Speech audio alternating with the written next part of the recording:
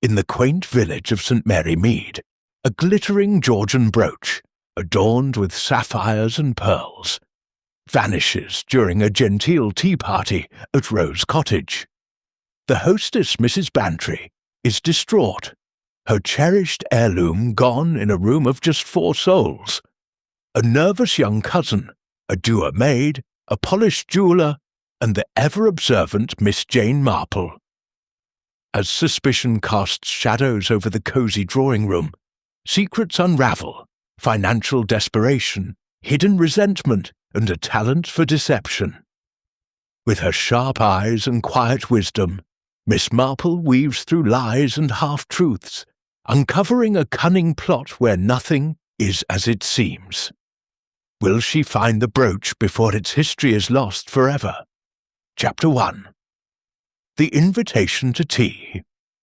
The late summer sun draped a golden veil over the village of St. Mary Mead, its rays filtering through the ancient elms that lined the lane to Rose Cottage.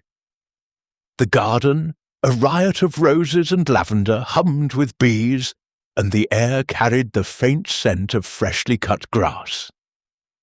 Miss Jane Marple sat in her modest parlour, her frail figure enveloped in a cushioned armchair, her knitting needles clicking with a rhythm as steady as a metronome.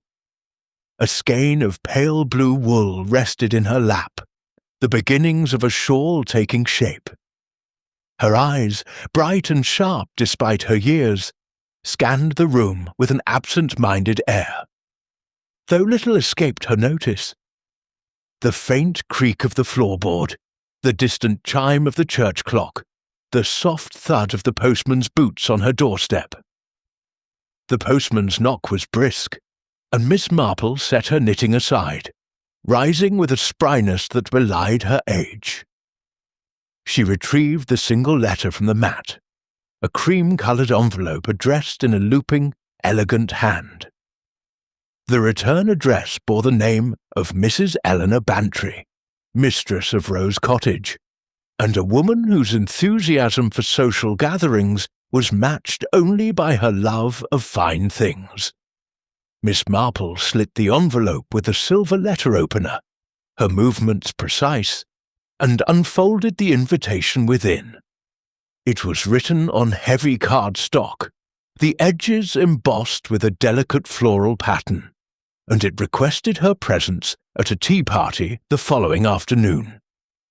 The occasion, it seemed, was not merely for scones and gossip, but to unveil Mrs. Bantry's latest treasure. An antique brooch, a Georgian piece adorned with sapphires and pearls, rumoured to have once graced the gown of a duchess. Miss Marple's lips curved into a faint smile. She had known Eleanor Bantry for years, ever since the Bantrys had settled in St. Mary Mead after Colonel Bantry's retirement from the army. Eleanor was a woman of warmth and impulsiveness, prone to enthusiasms that sometimes outstripped her judgment. The brooch, no doubt, was another of her extravagances, acquired at some London auction or through a dealer with a silver tongue. Miss Marple's fingers resumed their knitting, the needles clicking softly as her mind turned over the invitation. A tea party, she thought, was a simple affair, yet, in her experience, simplicity often cloaked complexity. The unveiling of a valuable jewel in a room full of guests was precisely the sort of stage where human nature might reveal its less savoury facets. She rose and crossed to the window, peering out at the quiet village street. A young girl wheeled a bicycle past, her laughter mingling with the chirping of sparrows. Beyond, the spire of St. Mary's Church pierced the sky, a steadfast sentinel over the village's comings and goings. Miss Marple's thoughts drifted to Rose Cottage, its drawing-room with its chintz curtains and polished mahogany, where tomorrow's gathering would unfold. She wondered who else had been invited. Mrs. Bantry's guest lists were eclectic, often mixing village stalwarts with outsiders whose presence stirred curiosity. A jeweller perhaps to appraise the brooch, a relative eager to admire or envy, a servant moving silently among the guests, unnoticed yet all-seeing. Miss Marple's eyes narrowed slightly, her mind already tracing patterns like threads in her knitting that might yet form a picture. She returned to her chair, picking up her needles once more.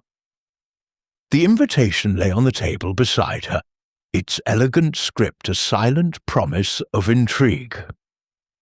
Miss Marple was not one for idle speculation, but her years in St. Mary Mead had taught her that even the smallest gatherings could unravel secrets. A brooch, she mused, was more than a trinket. It was a magnet for desire, for envy, for deceit. As the afternoon light faded, casting long shadows across her parlour, Miss Marple's needles clicked on, and she felt a familiar prickle of anticipation.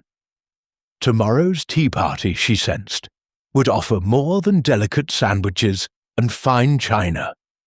It would offer a glimpse into the hearts of those gathered, and perhaps a mystery to unravel. Chapter 2. The Gathering.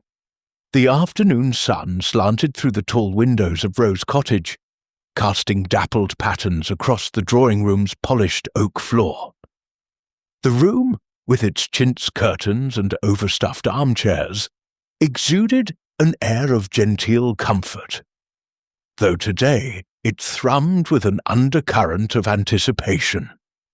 Mrs. Eleanor Bantry, resplendent in a floral dress that fluttered about her like a butterfly's wings, stood at the centre of the room, her cheeks flushed with the excitement of her role as hostess. The tea party was a small affair, carefully curated to showcase her latest treasure, and the 4 guests now assembled represented a curious cross-section of St. Mary Mead society and beyond. Miss Jane Marple, seated in a high-backed chair near the fireplace, her knitting needles clicking softly, observed the scene with her usual quiet acuity, her eyes missing nothing. Mrs. Bantry's drawing-room was a study in understated elegance. A mahogany sideboard bore a silver tea service, its surface gleaming under the sunlight, while a table draped in crisp white linen held an array of delicacies, delicate cucumber sandwiches, scones still warm from the oven, and a Victoria sponge cake dusted with powdered sugar. At the room's heart, on a small pedestal table, rested a velvet cushion of deep indigo, and upon it the star of the afternoon, the antique brooch. Its Georgian craftsmanship was evident in the intricate filigree that wove around a cluster of sapphires, their deep blue catching the light like fragments of a midnight sky, and pearls that glowed with a soft, luminescent sheen. The brooch seemed to command the room, drawing eyes and whispers alike, a silent monarch presiding over the gathering. Miss Marple, her hands busy with a skein of pale blue wool, surveyed the guests with a gaze that was both gentle and piercing. To her left sat Miss Clara Henshaw, a young woman of perhaps 25, whose delicate features and nervous manner suggested a life touched by uncertainty. Clara was a distant cousin of Mrs. Bantry, recently arrived in St. Mary Mead to escape the clamour of London, and, as village gossip hinted, financial straits. Her dress, a faded green muslin, was neat but worn, and her fingers fidgeted with the lace handkerchief in her lap.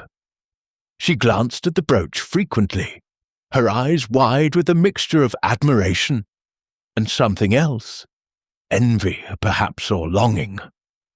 Miss Marple noted the way Clara's gaze darted to Mrs. Bantry, then away, as if afraid of being caught in her thoughts.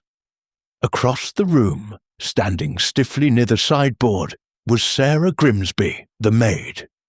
Her black dress and starched white apron marked her as a servant, yet her presence at the tea party was not unusual, for Mrs. Bantry was known to include her staff in such gatherings, a habit that endeared her to some and puzzled others.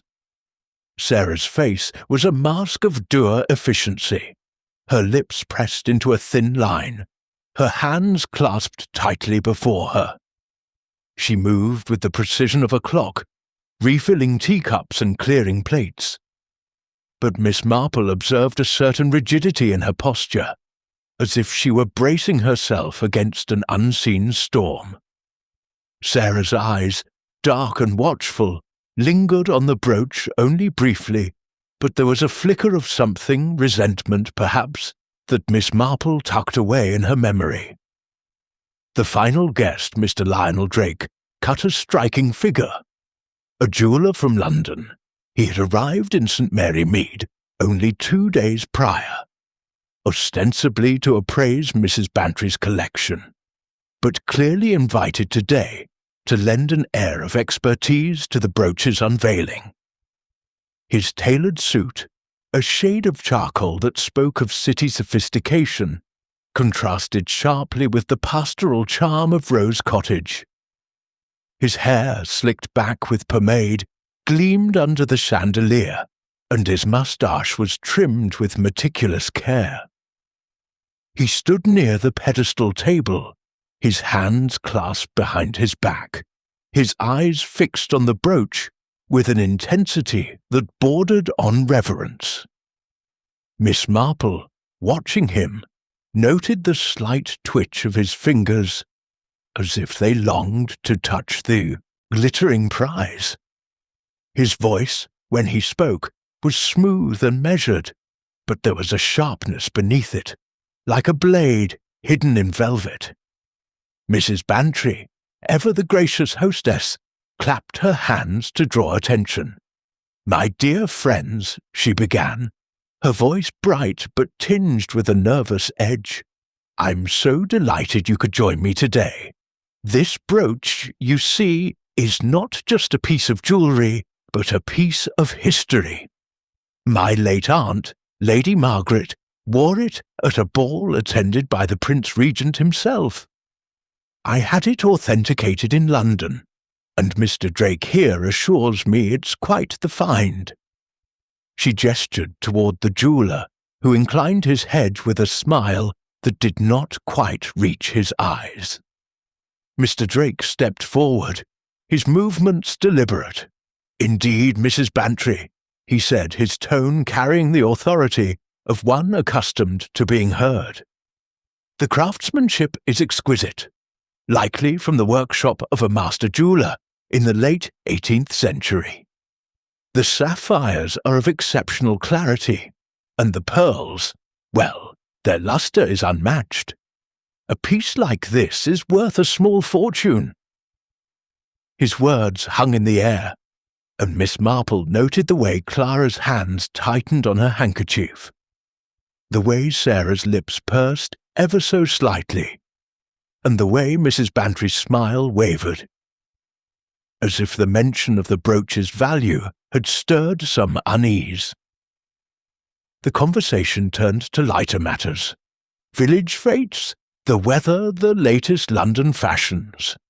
But Miss Marple's attention remained on the undercurrents. She sipped her tea, the delicate porcelain cup warm in her hands, and listened as Mrs. Bantry recounted the story of how she had acquired the brooch at an auction in Mayfair. "It was quite a battle," she said, laughing, though her laughter seemed forced. "I outbid a rather persistent gentleman from Bath, but I couldn't let such a treasure slip away." Clara murmured something polite, her voice barely audible, while Sarah, clearing a plate, made no sound at all. Mr. Drake, however, leaned forward, his interest piqued. "A wise investment, Mrs. Bantry," he said. "Such pieces only grow in value." Miss Marple, her knitting needles pausing for a moment, observed the interplay. Clara's nervous glances suggested a woman out of her depth, perhaps overwhelmed by the opulence of the brooch and her cousin's wealth. Sarah's silence was heavy, her movements mechanical, as if she were performing a role she resented. Mr. Drake's polished demeanour, meanwhile, seemed too perfect, like a portrait painted to conceal flaws. Miss Marple's mind, ever active, began to weave a tapestry of possibilities. A valuable brooch, a small gathering, and human nature, greed, envy, desperation, were a potent combination. She recalled a similar incident years ago in St. Mary Mead, when a silver teapot vanished during a church bazaar, only to be found in the possession of a trusted parishioner with gambling debts. People, she knew, were rarely as simple as they appeared.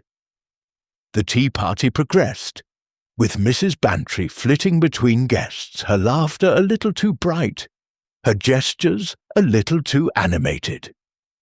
She invited Clara to admire the garden, and the young woman rose, her movements hesitant, as if reluctant to leave the room. Sarah, meanwhile, slipped into the kitchen to fetch more hot water. Her absence brief but noted by Miss Marple, who had a knack for tracking comings and goings. Mr. Drake, left momentarily alone near the brooch, bent slightly to examine it, his fingers hovering just above the velvet cushion. Miss Marple's eyes narrowed, but she said nothing, her needles resuming their steady rhythm. When Sarah returned, her face was flushed, and she avoided Mrs. Bantry's gaze. Clara, re-entering from the garden, clutched her shawl tightly, her eyes darting to the brooch as if to confirm it was still there. Mrs. Bantry, oblivious to the shifting currents, decided the moment had come to display her treasure more intimately. "I think," she said, her voice bubbling with excitement, "I shall wear it for a moment, just to feel its history." She reached for the brooch, her fingers brushing the velvet cushion. Her smile froze. The cushion was bare. A gasp escaped her lips, sharp and involuntary, and the room fell silent. "Where is it?" Mrs. Bantry's voice trembled, her hands hovering over the empty cushion as if the brooch might reappear by will alone. Clara's eyes widened, her handkerchief twisting in her fingers. Sarah froze, a teapot in her hands, her face a mask of shock. Mr. Drake stepped back, his expression one of studied concern, though Miss Marple noted the briefest flicker of something else. Satisfaction, perhaps, in his eyes. "It was here moments ago," Mrs. Bantry said, her voice rising. "I saw it myself." The guests exchanged glances, each face a study in varied emotions. Clara's panic, Sarah's wariness, Drake's calculated calm. Miss Marple, her knitting now still in her lap, observed them all, her mind already sifting through the details. The brooch had vanished in a room with only 4 people present, each with their own reasons to covet it or to resent its owner. Mrs. Bantry, near tears, turned to her guests. "We must search the room at once," she declared, her voice shaking but resolute. "It cannot have gone far." As the others began to move, lifting cushions and peering under tables, Miss Marple remained seated, her eyes scanning the room not for the brooch, but for the truth. She noted the way Clara avoided the pedestal table, as if afraid to approach it, the way Sarah's hands trembled as she joined the search, the way Mr. Drake's movements were precise, almost too deliberate, as if he knew exactly where the brooch was not. "Curious," Miss Marple murmured to herself, her voice barely audible above the rustle of fabric and the clink of teacups. "Very curious indeed." The search yielded nothing. The brooch, a glittering relic of a bygone era, had vanished as if by magic. Mrs. Bantry sank into a chair, her face pale, her hands clasped tightly in her lap. "It's gone," she whispered. "Stolen, right under our noses." Clara murmured something sympathetic, though her voice quavered. Sarah, standing by the door, said nothing, her eyes fixed on the floor. Mr. Drake, his composure unshaken, suggested calling the constable. "A theft like this," he said, his tone grave, "requires official attention." Miss Marple, her knitting resumed, said little, but her mind was far from idle. She thought of the brooch's value, its allure, and the people in this room who might have been tempted by it. Clara, with her threadbare dress and anxious eyes, might have seen the brooch as a solution to her troubles. Sarah, with her dour resentment, might have acted out of spite or desperation. And Mr. Drake, with his expertise and his lingering gaze, might have had motives more calculated than mere admiration. The tea party, meant to be a celebration, had become a stage for suspicion, and Miss Marple knew that the truth, like her knitting, would require patience to unravel. As the guests dispersed to their corners of the room, waiting for the constable's arrival, Miss Marple's needles clicked on, a steady counterpoint to the tension that now gripped Rose Cottage. She thought of the village, with its quiet lanes and hidden secrets, and of the human heart, so often swayed by greed or envy. The brooch was gone, but its absence had revealed something far more valuable, a glimpse into the souls of those present. And Miss Marple, with her gentle smile and sharp mind, was already beginning to trace the threads of this mystery, certain that they would lead in time to the truth. Chapter 3. The Vanishing. The drawing-room of Rose Cottage, moments ago a haven of polite chatter and clinking teacups, now hummed with a discordant energy. The absence of the antique brooch, so recently the centerpiece of Mrs. Eleanor Bantry's tea party, had cast a pall over the gathering. The velvet cushion on the pedestal table, bare as a winter field, seemed to mock the hostess's distress. Mrs. Bantry stood frozen, her hands still poised above the empty cushion, her face drained of its usual rosy warmth. Her eyes, wide with disbelief, darted from the cushion to her guests, seeking an explanation that none could offer. Miss Jane Marple, seated quietly in her corner, her knitting needles momentarily still, observed the scene with a calm that belied the sharpness of her scrutiny. "My brooch," Mrs. Bantry whispered, her voice a fragile thread. "It was here, right here." Her words broke the silence, and the room stirred into an easy motion. Miss Clara Henshaw, the young cousin whose faded green dress clung to her slight frame, clutched her lace handkerchief, her knuckles widening. "Oh, Eleanor, how dreadful!" she exclaimed, her voice trembling, though Miss Marple noted the way her eyes flicked nervously toward the door, as if longing to flee. Sarah Grimsby, the maid, stood rigid by the sideboard, her dark eyes fixed on the floor, her hands clasped so tightly that the veins stood out against her skin. Mr. Lionel Drake, the London jeweller, stepped forward, his polished demeanour unshaken, though his brows knitted in a semblance of concern. "This is most unfortunate," he said, his voice smooth as polished stone. "Perhaps it has merely been misplaced." Mrs. Bantry shook her head, her floral dress rustling as she turned to face him. "Misplaced? No, Mr. Drake, I saw it not 10 minutes ago.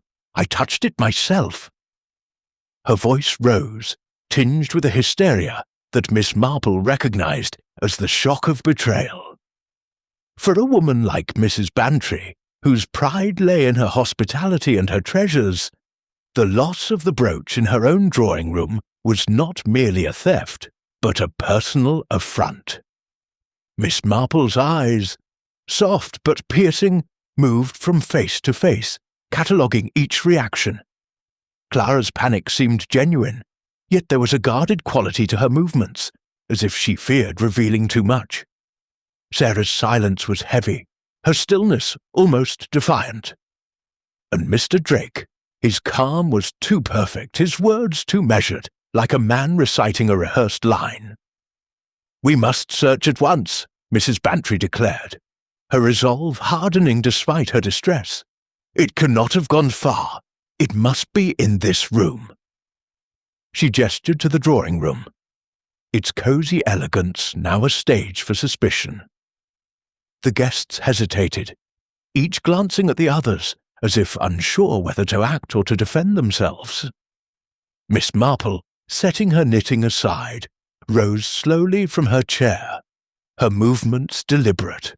"A sensible idea, Eleanor," she said, her voice gentle but carrying a quiet authority. "A thorough search may indeed clarify matters." She did not join the others as they began to move, lifting cushions and peering beneath the mahogany sideboard. Instead, she stood near the fireplace, her hands folded, her eyes tracking every action, every glance, every pause. Clara, with a flutter of her handkerchief, knelt to check beneath the armchairs, her movements quick and erratic, like a bird startled by a cat. "It might have fallen," she murmured, though her voice lacked conviction. Sarah, prompted by a sharp look from Mrs. Bantry, began to search the table, her hands moving with mechanical precision, lifting teacups and inspecting the linen cloth. Miss Marple noted the maid's reluctance, the way her fingers lingered on each item, as if dreading what she might find or not find. Mr. Drake, meanwhile, took charge of the area near the pedestal table, his hands deft as he examined the floor and the table's legs.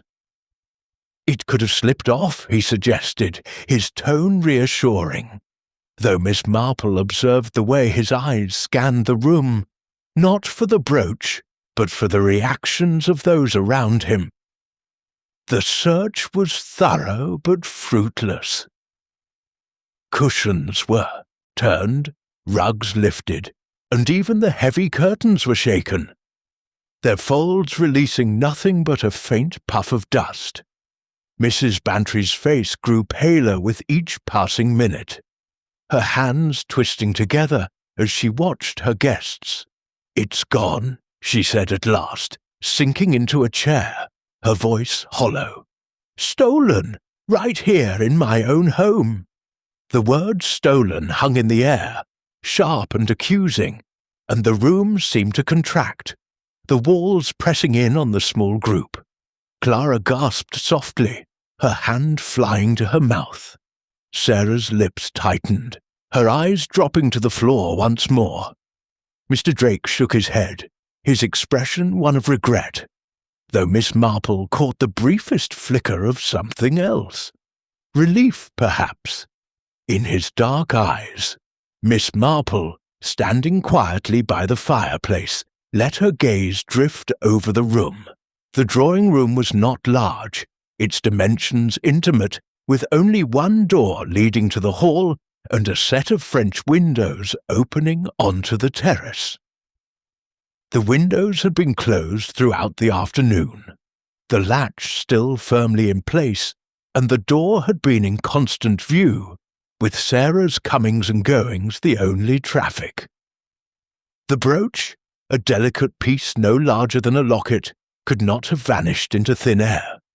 Yet vanished it had, and Miss Marple's mind, ever attuned to the subtleties of human behaviour, began to sift through the possibilities.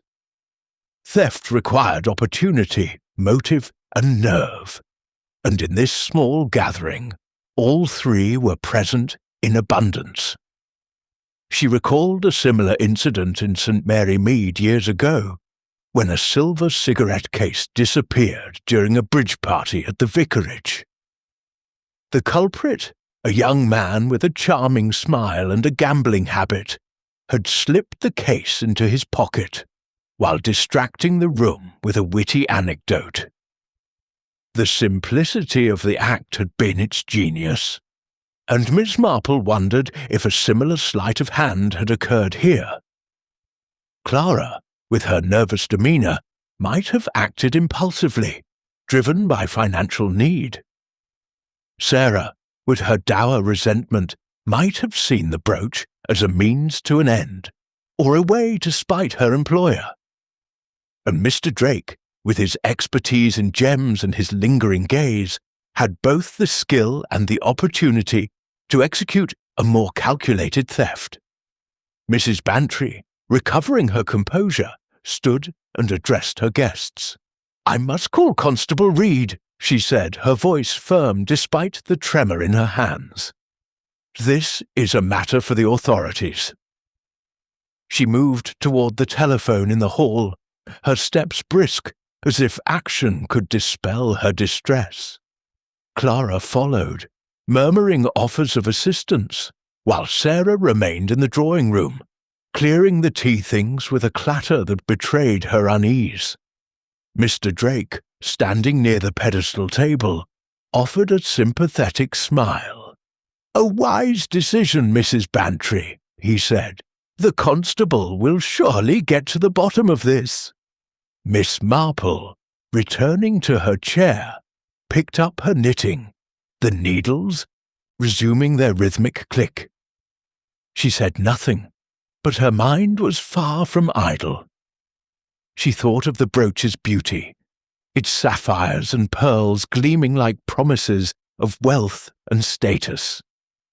She thought of the guests, each with their own burdens, Clara's poverty, Sarah's resentment, Drake's ambition. And she thought of Mrs. Bantry, whose pride in her treasure had made her vulnerable. The brooch was more than a jewel. It was a catalyst, exposing the fault lines in human nature. As the guests waited for the constable's arrival, the atmosphere grew thick with unspoken accusations. Clara sat on the edge of an armchair, her handkerchief now a crumpled ball in her hands. Sarah moved silently, her face a mask of stoicism, though Miss Marple noted the way her eyes darted to Mr. Drake, as if seeking something in his expression. Drake himself stood by the French windows, his hands clasped behind his back, his posture relaxed, but his eyes alert, scanning the room as if committing every detail to memory. Miss Marple, her knitting a steady counterpoint to the tension, observed them all, her thoughts weaving a pattern as intricate as the filigree of the missing brooch. The room, so recently filled with the warmth of hospitality, now felt like a stage where each player hid their true role. Miss Marple knew that the truth, like a dropped stitch, would reveal itself in time, but for now she was content to watch and listen. The brooch was gone, but its absence had set in motion a drama that would uncover more than a thief. It would uncover the secrets of those gathered in Rose Cottage. And Miss Marple, with her gentle smile and sharp mind, was ready to follow the threads wherever they might lead. Chapter 4. The Search.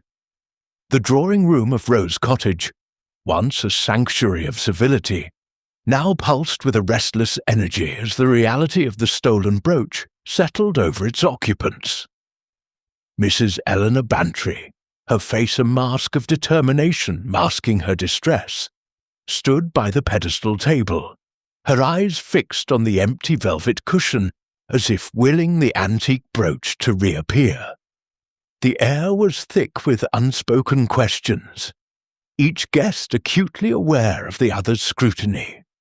Miss Jane Marple, seated near the fireplace, her knitting neatly folded in her lap, observed the scene with her characteristic blend of quiet detachment and keen perception. Her hands were still, but her mind was anything but, already sifting through the nuances of behaviour that flickered across the room like shadows. Mrs. Bantry clapped her hands, the sound sharp in the strained silence. "We must search properly," she declared, her voice firm though it trembled at the edges. "The brooch cannot have left this room. It was here, and we were all here. We'll turn everything upside down if we must." Her eyes, bright with a mix of panic and resolve, swept over her guests, daring them to object. Miss Clara Henshaw, perched on the edge of an armchair, nodded vigorously, her lace handkerchief now a crumpled knot in her hands.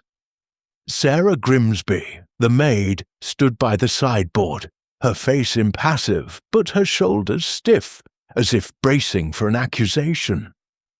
Mr. Lionel Drake, the jeweller, inclined his head in agreement, his expression one of measured concern, though Miss Marple noted the way his fingers twitched, as if itching to act or to conceal. "Let's be systematic," Mr. Drake suggested, his voice smooth and authoritative, as befitted a man accustomed to handling delicate matters. "We'll divide the room and search every inch, cushions, tables, even the floorboards if need be." His tone was reassuring, but Miss Marple detected a faint undertone of control, as if he were directing a performance rather than a search. Mrs. Bantry, grateful for any semblance of order, nodded.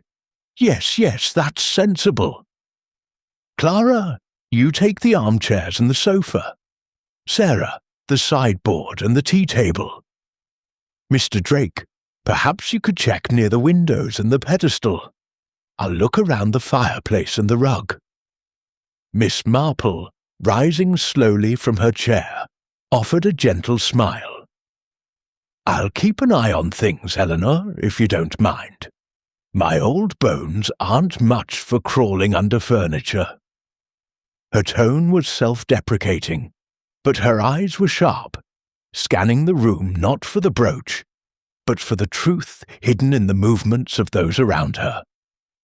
Mrs. Bantry, too distracted to question, gave a grateful nod, and the search began in earnest.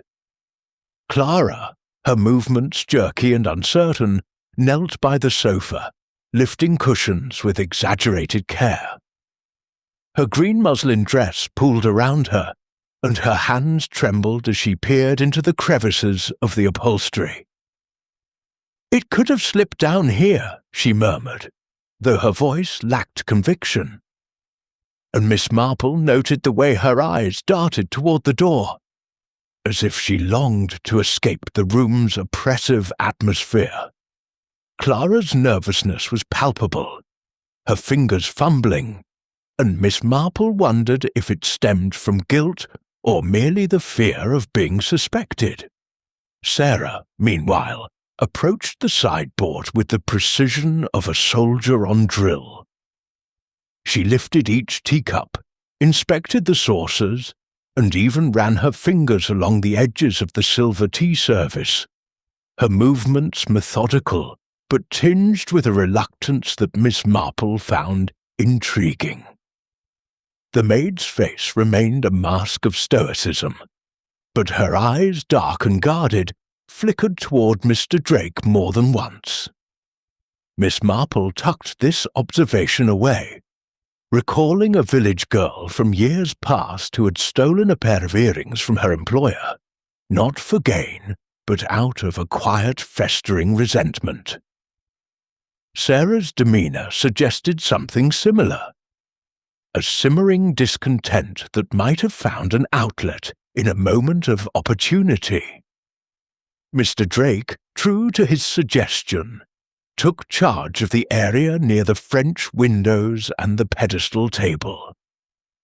His movements were precise, almost theatrical, as he knelt to examine the floor, his fingers brushing, the polished wood with a care that seemed more performative than practical.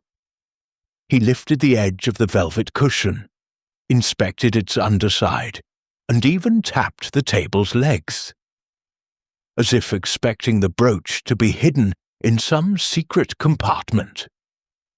"Nothing here," he announced, his voice carrying a note of regret that struck Miss Marple as oddly rehearsed.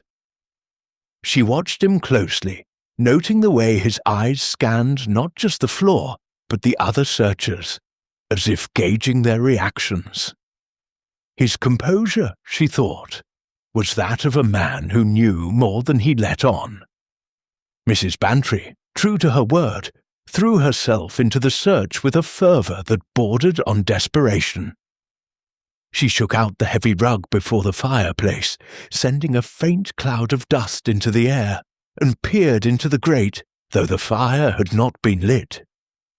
Her hands moved quickly, almost frantically, as she lifted candlesticks and checked behind picture frames. "It must be here," she muttered, her voice rising with each fruitless discovery. "It can't just vanish." Her distress was genuine, and Miss Marple felt a pang of sympathy for her friend, whose pride in her hospitality had been so cruelly undermined. The search continued for nearly half an hour, the room growing warmer as the late summer sun poured through the windows. Cushions were turned inside out, the linen tablecloth was lifted and shaken, and even the heavy curtains were pulled aside, their folds revealing nothing but the scent of lavender sachets. Clara, now flushed and dishevelled, sat back on her heels, her handkerchief damp with perspiration. Sarah, her task complete, stood by the sideboard, her arms crossed, her face unreadable. Mr. Drake, dusting off his knees, offered a sympathetic shrug. "I'm afraid it's not here, Mrs. Bantry," he said. "Perhaps it was taken out of the room after all." Mrs. Bantry, her face now ashen, sank into a chair, her hands clasped tightly in her lap. "Taken out? But how? The door was in view, and the windows are latched." Her voice broke, and she pressed a hand to her mouth, as if to stifle a sob. The room fell silent, the weight of her words settling over the group. The brooch, a Georgian masterpiece of sapphires and pearls, had vanished within the confines of this small, intimate space, and the implication was clear. One of those present was a thief. Miss Marple, standing quietly by the fireplace, let her gaze drift over the room. The drawing-room was not large, its dimensions cosy rather than grand, with only one door leading to the hall and the French windows, still firmly latched, opening onto the terrace. The pedestal table stood in the centre, its empty cushion a silent accusation. The sideboard, the tea-table, the armchairs, all had been searched, and yet the brooch remained elusive. Miss Marple's mind, sharp as the needles in her knitting basket, turned over the details. The brooch was small, easily concealed in a pocket or a sleeve, but its theft required not just opportunity but audacity. Who among this small group had the nerve to act in such close quarters? She thought of Clara, whose financial straits were the subject of village whispers. The young woman's nervousness suggested a conscience ill at ease, but was it the guilt of theft or merely the fear of suspicion? Sarah, with her dour demeanour and quiet resentment, might have seen the brooch as a means to redress some perceived injustice, but her methodical search had revealed nothing. And Mr. Drake, with his expertise in gems and his polished calm, had both the skill and the opportunity to execute a theft with precision. Miss Marple recalled a case in St. Mary Mead years ago, when a visiting lecturer had palmed a silver spoon during a dinner party. his sleight of hand unnoticed, until a sharp-eyed guest caught the glint of metal in his cuff. The simplicity of such acts, she knew, was their strength. Mrs. Bantry, her composure fraying, stood once more. "I'm calling Constable Reed," she said, her voice resolute despite the quiver in it. "This is beyond us now. A theft like this requires proper investigation." She moved toward the hall, her steps brisk, as if action could dispel her anguish. Clara rose to follow, murmuring offers of tea or comfort, her voice barely audible. Sarah began to gather the scattered teacups, her movements mechanical, her eyes avoiding those of the others. Mr. Drake, standing by the French windows, nodded solemnly. "A prudent course, Mrs. Bantry," he said. "The constable will know what to do." Miss Marple, settling back into her chair, picked up her knitting, the needles resuming their soft click. She said little, but her thoughts were a whirlwind of observation and deduction.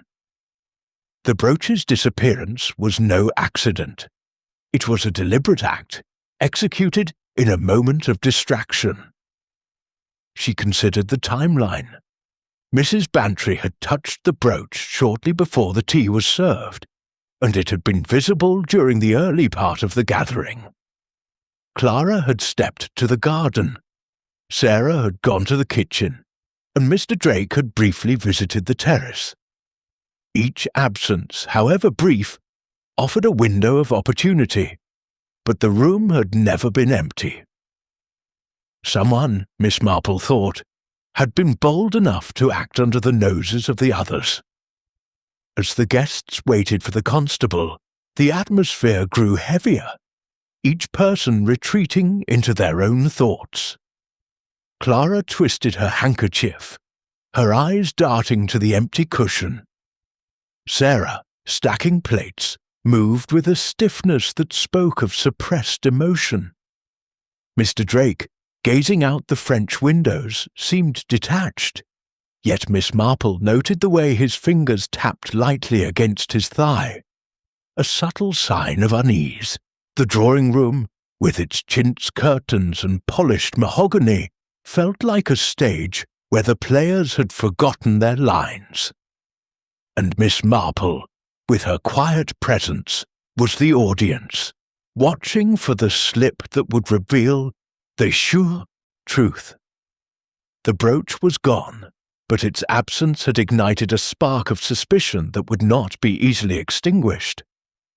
Miss Marple, her knitting needles moving rhythmically, felt the familiar stir of curiosity. The truth, she knew, was hidden in the details, the glance, the gesture, the pause, that others overlooked. And as the sun dipped lower, casting long shadows across the room, she resolved to follow those details, certain they would lead her to the heart of this small but troubling mystery. Chapter 5. The Suspects. The drawing-room of Rose Cottage, its air still heavy with the shock of the missing brooch, seemed to shrink under the weight of suspicion that now cloaked its occupants. The fruitless search had left the room in disarray. Cushions askew, the linen tablecloth crumpled, a faint scattering of dust from the shaken rug settling on the polished floor. Mrs. Eleanor Bantry, her earlier resolve giving way to a quiet despair, sat by the fireplace, her hands clasped tightly, her eyes fixed on the empty velvet cushion as if it might yet yield answers.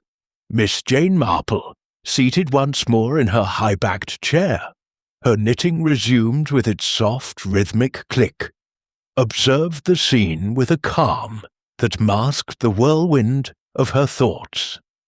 The arrival of Constable Reed, a stout man with a ruddy face and a notebook clutched like a talisman, promised to shift the drama into a new act. But Miss Marple knew that the truth lay not in official inquiries, but in the subtle cracks of human behaviour.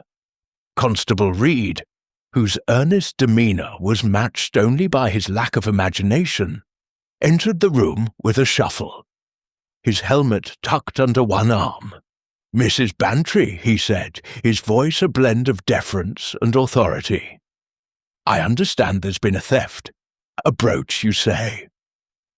His eyes, small and bright like a sparrow's, darted to the pedestal table, where the empty cushion stood as mute evidence. Mrs. Bantry nodded, her voice low but steady, as she recounted the afternoon's events. The tea party, the unveiling of the Georgian brooch with its sapphires and pearls, and its inexplicable disappearance in a room full of people. The constable scribbled in his notebook, his brow furrowed, clearly out of his depth in a matter that required more than routine procedure.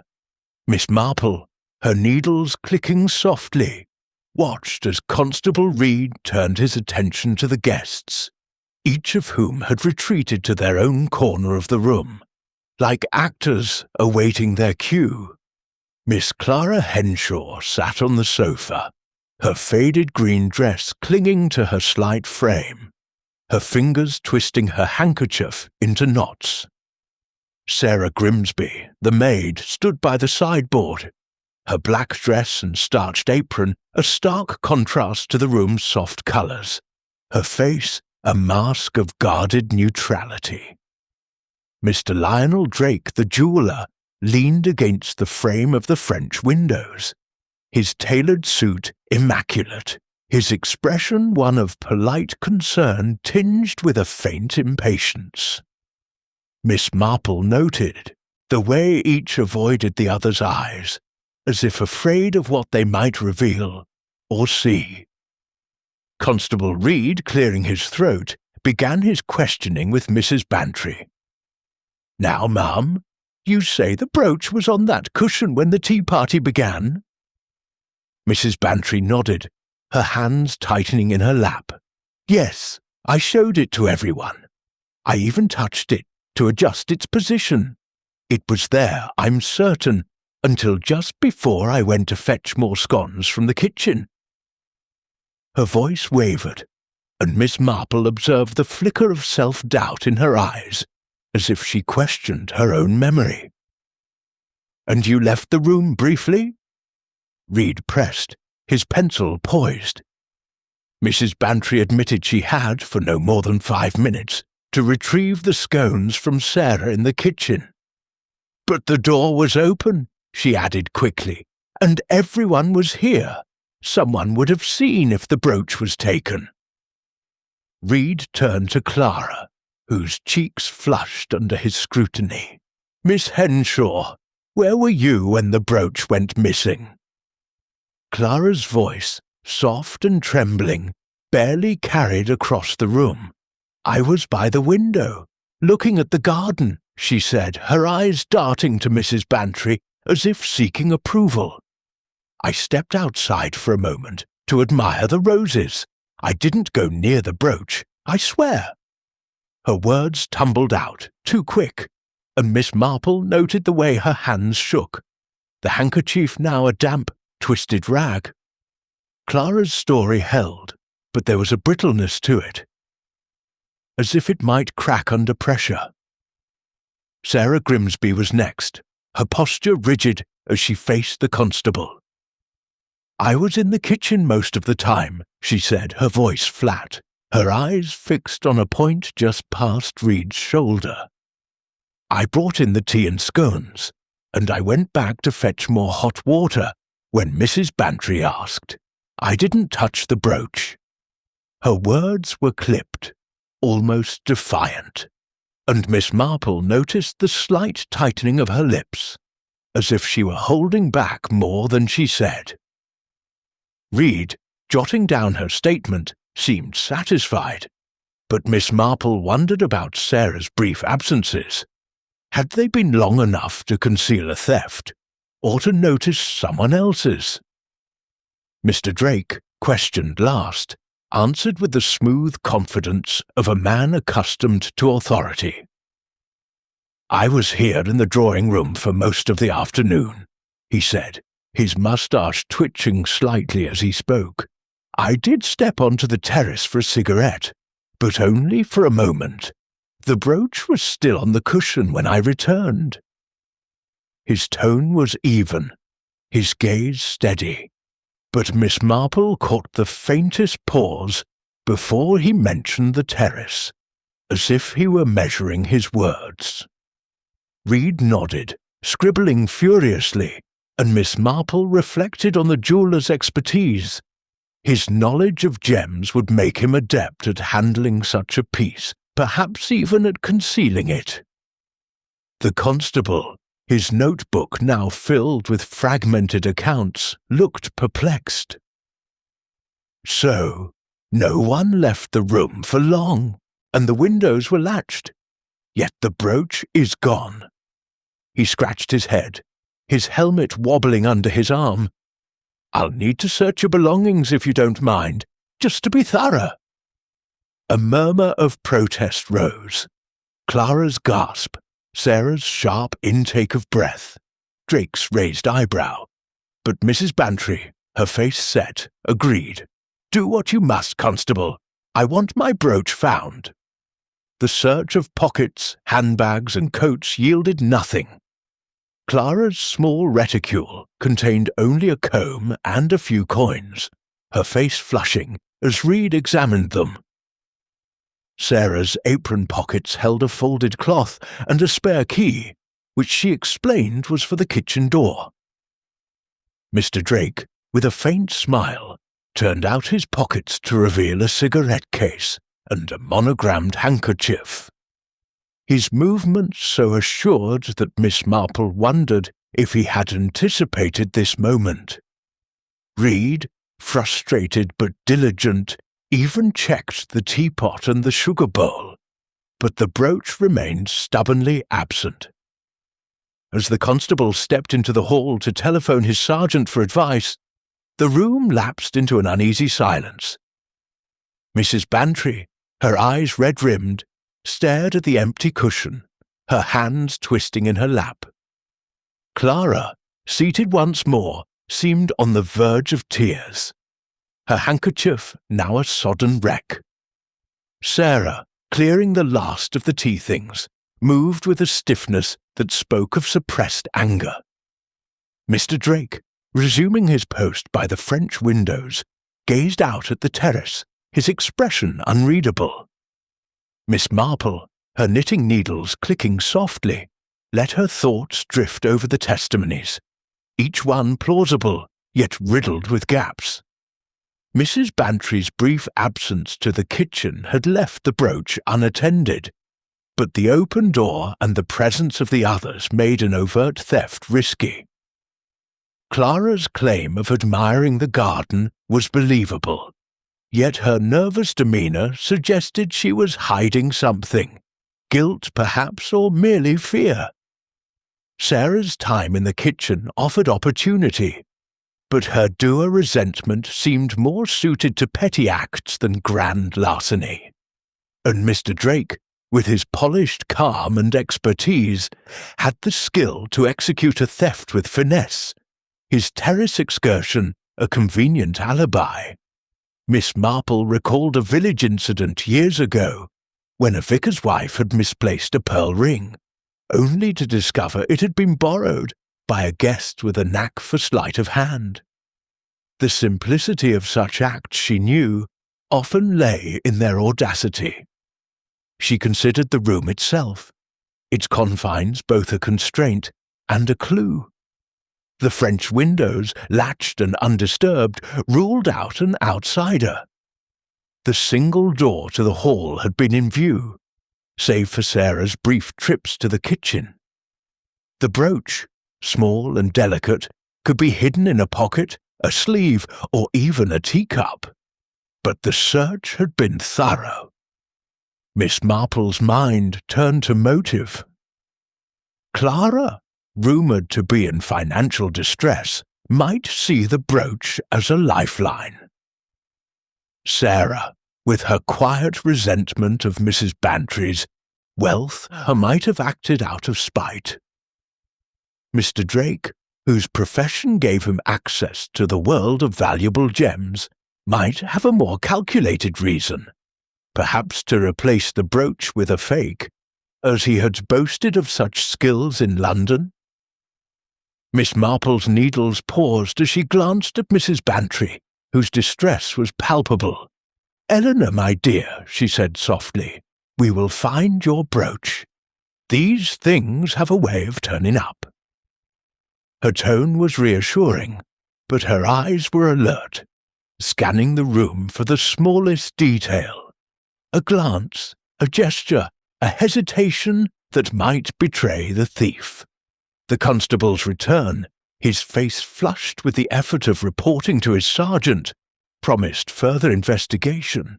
But Miss Marple knew that the truth lay not in notebooks or searches, but in the human heart, where secrets were buried deeper than any jewel. As the guests prepared to leave, their movements heavy with suspicion, Miss Marple remained seated, her knitting a steady rhythm in the fading light. The brooch was gone, but its absence had set in motion a chain of revelations, and Miss Marple, with her quiet wisdom, was determined to follow it to its end. The truth, she knew, was like a dropped stitch, small, easily overlooked, but impossible to ignore once noticed. And in the quiet of Rose Cottage, she was already beginning to see the pattern. Chapter 6. A glimpse of motive. The sun had dipped below the horizon, casting Rose Cottage in a soft twilight that softened the edges of its disarrayed drawing-room. The cushions, still askew from the futile search, lay like fallen soldiers, and the empty velvet cushion on the pedestal table stood as a silent rebuke. Mrs. Eleanor Bantry, her earlier resolve now fraying into exhaustion, had retreated to a corner of the room, her hands folded tightly in her lap, her eyes distant. Constable Reed had departed, promising to return with his sergeant in the morning, leaving behind a notebook filled with inconclusive scribbles and a room heavy with unspoken accusations.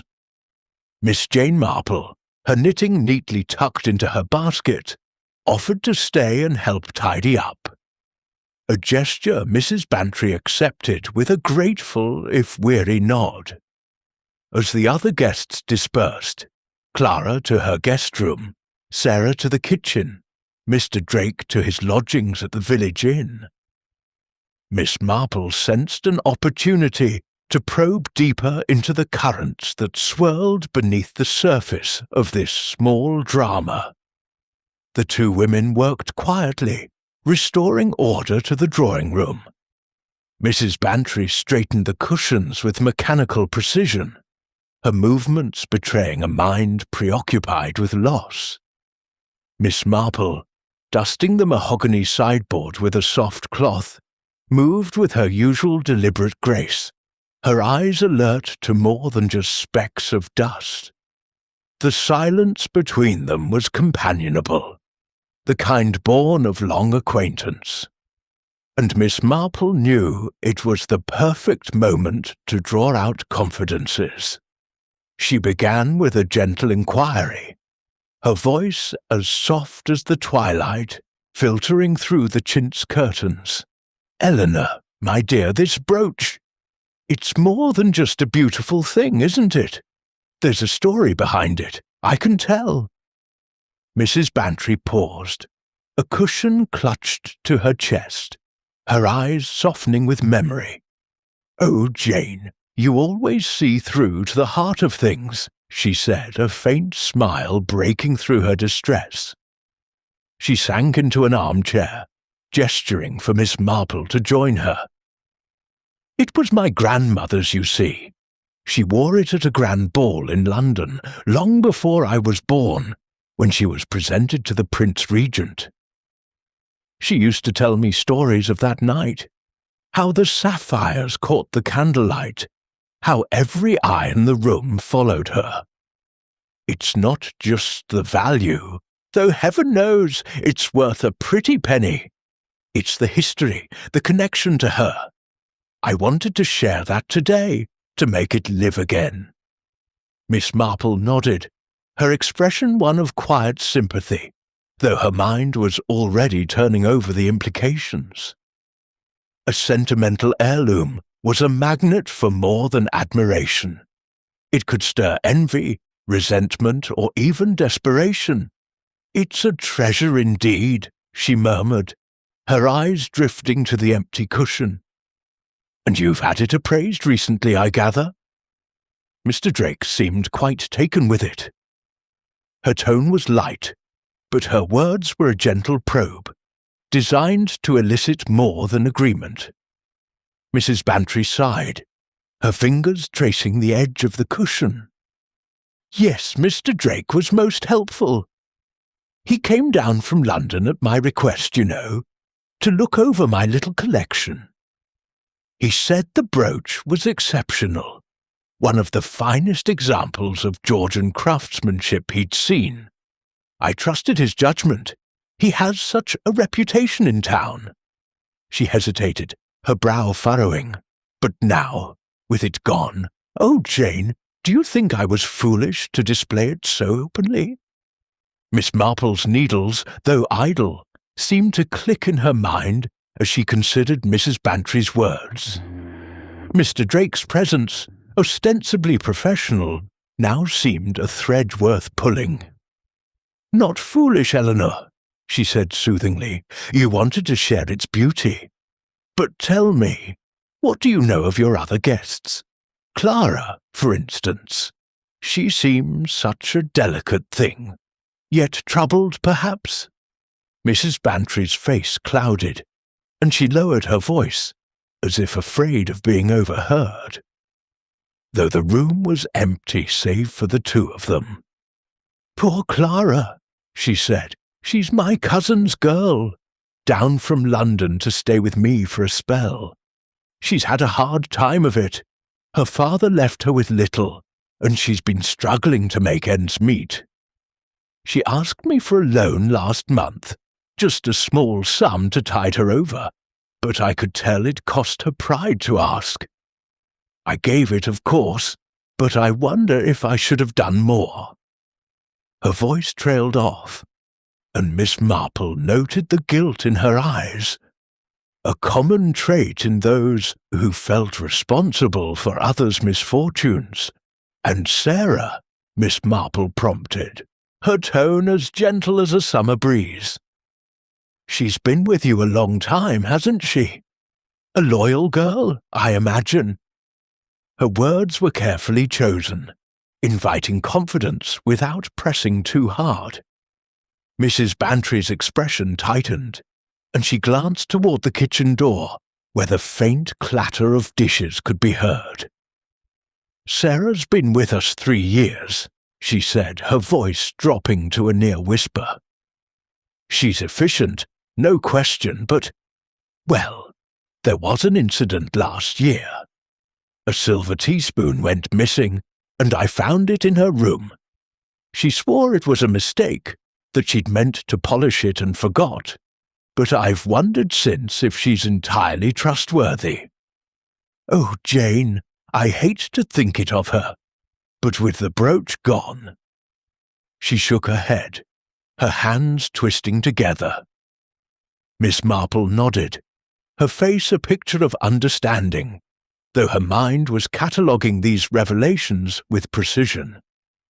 Clara's financial distress and Sarah's questionable history were threads in the tapestry, but it was Mr. Drake who intrigued her most. His expertise, his presence at the tea party, his lingering gaze on the brooch, all suggested a man with more than a professional interest. She recalled a conversation at a village fete, where a local jeweller had spoken of the lucrative trade in counterfeit gems, a practice that required skill and nerve. Mr. Drake, with his polished demeanour, seemed a likely candidate for such a scheme. "Mr. Drake is an interesting man," Miss Marple said, her voice musing, as if thinking aloud. Such knowledge of jewels must make him a fascinating guest. Did he say much about his work?" She dusted a candlestick absently, her eyes fixed on Mrs. Bantry, who seemed relieved to shift the conversation. "Oh, he's quite the expert," Mrs. Bantry said, her tone warming slightly. "He told me stories of auctions in Paris and Vienna, where he's handled pieces for dukes and heiresses. He even mentioned crafting replicas, fakes so perfect they could fool most collectors. I thought it was just a boast, but he seemed proud of it." She paused, her eyes narrowing. "Do you think could he have taken it, Jane? But why, when he has such a reputation?" Miss Marple smiled faintly, her expression enigmatic. "People are curious creatures, Eleanor. Sometimes their reasons are hidden even from themselves." She set the candlestick down, her thoughts turning to the jeweller's smooth confidence, his brief absence to the terrace, his too-perfect composure. A man who could craft flawless fakes might see a valuable brooch as more than a treasure, perhaps as a challenge or a means to an end. As they finished tidying, the drawing-room regained its semblance of order, though the empty cushion remained a stark reminder of the day's loss. Mrs. Bantry, her energy spent, sank back into her chair, her face etched with worry. "What am I to do, Jane?" she asked. "This brooch, it's not just the money. It's the memory of my grandmother. I feel I've failed her." Miss Marple crossed to her friend, resting a gentle hand on her shoulder. "You've failed no one, Eleanor. These things have a way of resolving themselves if one looks closely enough." Her voice was soothing, but her eyes were sharp, already piecing together the fragments of motive she had gleaned. Clara's poverty, Sarah's resentment, Drake's expertise, each was a clue, a thread in the pattern she was beginning to discern. As she prepared to leave, Miss Marple glanced once more at the pedestal table, its empty cushion glowing faintly in the lamplight. She thought of a long-ago incident in St. Mary Mead, when a vicar's collection plate had vanished during a church supper, only to be found in the pocket of a choir boy with a grudge. Motive, she knew, was the key to unlocking such mysteries. And here motives abounded. Clara, desperate for security, might have seen the brooch as salvation. Sarah, nursing a quiet anger, might have acted out of spite. And Mr. Drake, with his knowledge of fakes, might have a plan more cunning than mere theft. Stepping into the cool evening air, Miss Marple pulled her shawl closer, her mind alive with possibilities. The village of St. Mary Mead lay quiet under a starlit sky, its cottages dark and peaceful. But within Rose Cottage, a storm of suspicion had been unleashed. Miss Marple, her steps light despite her years, felt the familiar thrill of a puzzle taking shape. The brooch was gone, but its absence had illuminated the hearts of those present, and she was determined to follow the light to its source. Chapter 7. The Jeweller's Tale. The morning sun rose over St. Mary Mead, painting the village in hues of gold and rose, its gentle light filtering through the lace curtains of Miss Jane Marple's modest cottage. She sat in her parlour, her knitting needles clicking softly, a cup of tea steaming beside her. The events of the previous day at Rose Cottage lingered in her mind. The missing brooch, a puzzle that demanded her attention. Her thoughts kept returning to Mr. Lionel Drake, the London jeweller whose polished demeanour and expert knowledge had marked him as a figure of interest. His brief absence to the terrace, his lingering gaze on the brooch, and Mrs. Bantry's mention of his skill in crafting replicas all wove together in Miss Marple's mind, forming a thread she felt compelled to follow. With a quiet resolve, she set her knitting aside, donned her best hat, a sensible black affair with a single feather, and made her way to the village inn where Mr. Drake was lodging. The Blue Boar Inn, a quaint establishment with ivy-clad walls and a creaking sign, stood at the heart of St. Mary Mead. Its taproom was quiet in the morning, save for the murmur of a few locals discussing the weather over their pints. Miss Marple, with her unassuming air, was greeted warmly by the innkeeper, who directed her to Mr. Drake's room on the first floor. She climbed the narrow stairs, her steps light but purposeful, her mind alert to the nuances of what she might find. A jeweller from London, she mused, was not a common visitor to St. Mary Mead, and his presence at Mrs. Bantry's tea party suggested more than a professional courtesy. Mr. Drake answered her knock promptly, his tailored suit as immaculate as ever, his moustache perfectly trimmed. He stood in the doorway of his small but tidy room, a pocket watch in one hand, a polishing cloth in the other. His expression one of mild surprise tinged with curiosity. "Miss Marple," he said, his voice smooth as velvet, "what a pleasant surprise! To what do I owe the honour?" His smile was polished, but Miss Marple noted the slight tightening around his eyes, as if he were assessing her intentions. "I hope I'm not intruding, Mr. Drake," she said, her tone gentle and disarming, her eyes bright with a deceptive innocence. "I was passing by and thought I might have a word. Mrs. Bantry spoke so highly of your expertise, and I confess I'm quite curious about your work with jewels." She smiled, her hands folded neatly before her, the picture of an elderly spinster with a passing interest in shiny things. Drake's smile widened, though it did not quite reach his eyes. "Not at all, Miss Marple. Please, come in." He stepped aside, gesturing to a small table by the window, where a leather case of jeweller's tools lay open, glinting in the morning light. The room was sparsely furnished. A narrow bed, a wardrobe, a desk cluttered with papers. But Miss Marple's sharp eyes caught the glint of a small velvet pouch tucked among the papers, its shape suggestive of the cushion that had held the missing brooch. She filed this away, her expression unchanged as she settled into a chair. Drake resumed polishing his pocket watch, his movements precise, almost hypnotic.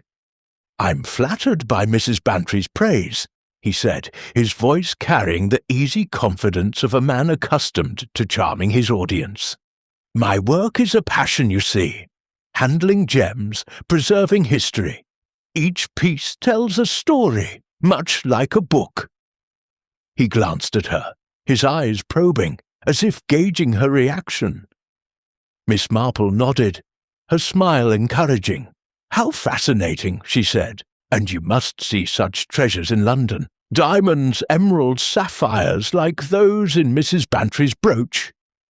It must be quite a responsibility, handling such valuable things." Her tone was light, but her words were a gentle nudge, steering the conversation toward the heart of her visit. Drake set the watch down, his fingers lingering on its polished surface. "Indeed," he said, "the brooch was a fine example of Georgian craftsmanship. The sapphires were exceptional, and the pearls, well, their luster was almost otherworldly. A pity it's gone missing."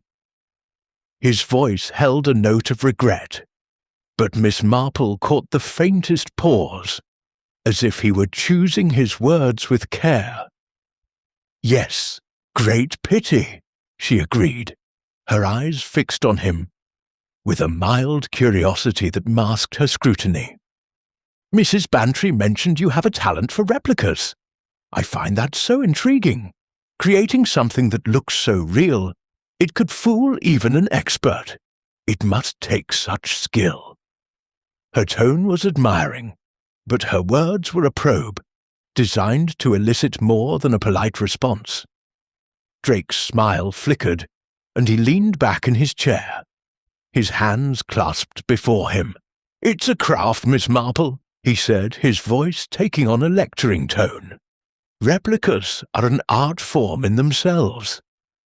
A good one requires not just skill, but an understanding of the original, its weight, its patina, the way light plays on its surface. I've made pieces that have passed for the real thing at auctions, though, of course, I always disclose their nature." He chuckled, but Miss Marple noted the way his fingers tightened briefly, a subtle sign of unease. "How extraordinary," she said, her voice warm with feigned amazement. "To think you could create something so convincing.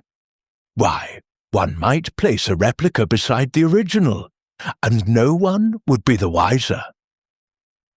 She paused, her eyes meeting his, her expression one of innocent curiosity. "It makes one wonder, doesn't it, how such a skill might be used in less honest hands?" Drake's chuckle faded, and for a moment his eyes narrowed, though his smile remained in place. "Indeed, Miss Marple," he said, his tone carefully neutral. "But I assure you, my work is above board. My reputation depends on it." He rose as if to signal the end of the conversation, and moved to the desk, his fingers brushing the velvet pouch, before he caught himself and turned back to her. "I'm afraid I have an appointment soon, but I'd be happy to discuss my work another time." Miss Marple rose, her movements slow and deliberate, her eyes lingering on the pouch. "Of course, Mr. Drake," she said, her voice as gentle as ever. "I wouldn't dream of keeping you. Thank you for indulging an old woman's curiosity." She smiled, her expression serene, but her mind was alive with connections. The pouch, the replicas, Drake's guarded reaction, all were pieces of a puzzle that was beginning to take shape. As she descended the inn stairs, the morning air crisp against her cheeks, Miss Marple reflected on what she had learned.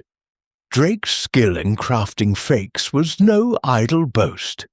It was a talent that could turn a theft into something more insidious. A swap, perhaps, where the original was spirited away and a replica left in its place. She recalled a case in St. Mary Mead years ago, when a local artist had forged a painting for a village exhibition, passing it off as a minor masterpiece until a keen-eyed critic noticed a flaw in the brushwork.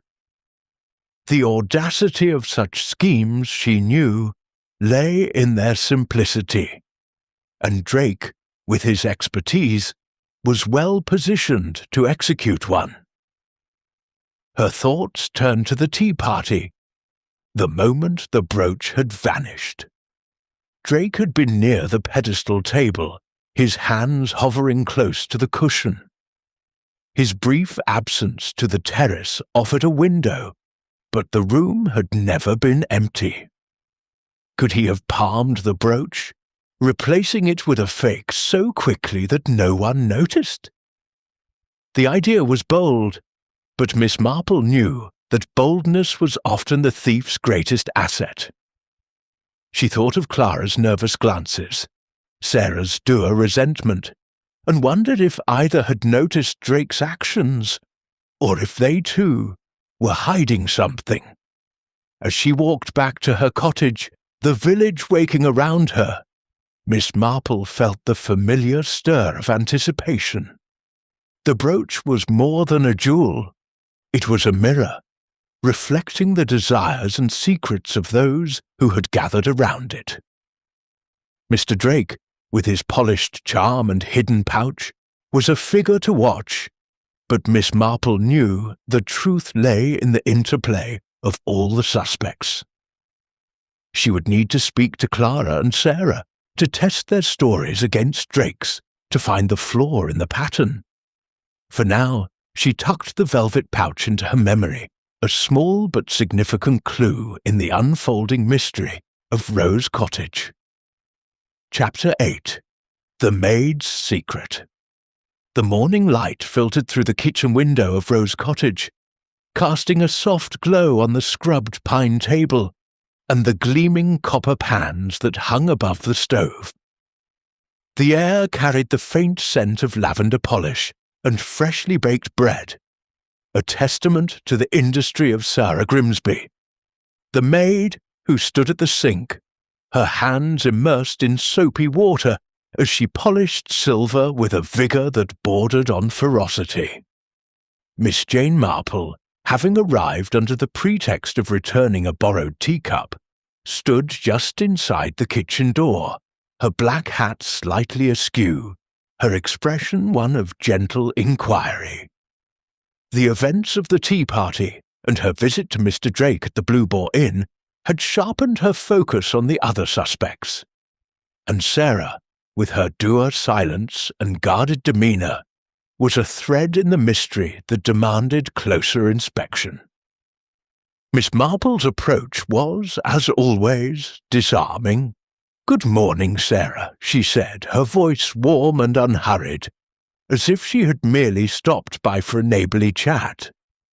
"I thought I'd return Mrs. Bantry's teacup. Such a lovely pattern, don't you think? And I couldn't help but notice how splendidly you keep this kitchen. It's a marvel, really." She set the teacup on the table, her eyes twinkling with a deceptive simplicity that invited confidence. Sarah glanced up, her hands pausing in the suds, her dark eyes wary. "Thank you, Miss Marple," she said, her voice flat, betraying none of the warmth Miss Marple's words might have elicited in another. She resumed her polishing, her movements brisk, as if to ward off further conversation. But Miss Marple, undeterred, drew a chair to the table and settled into it, her hands folded neatly in her lap.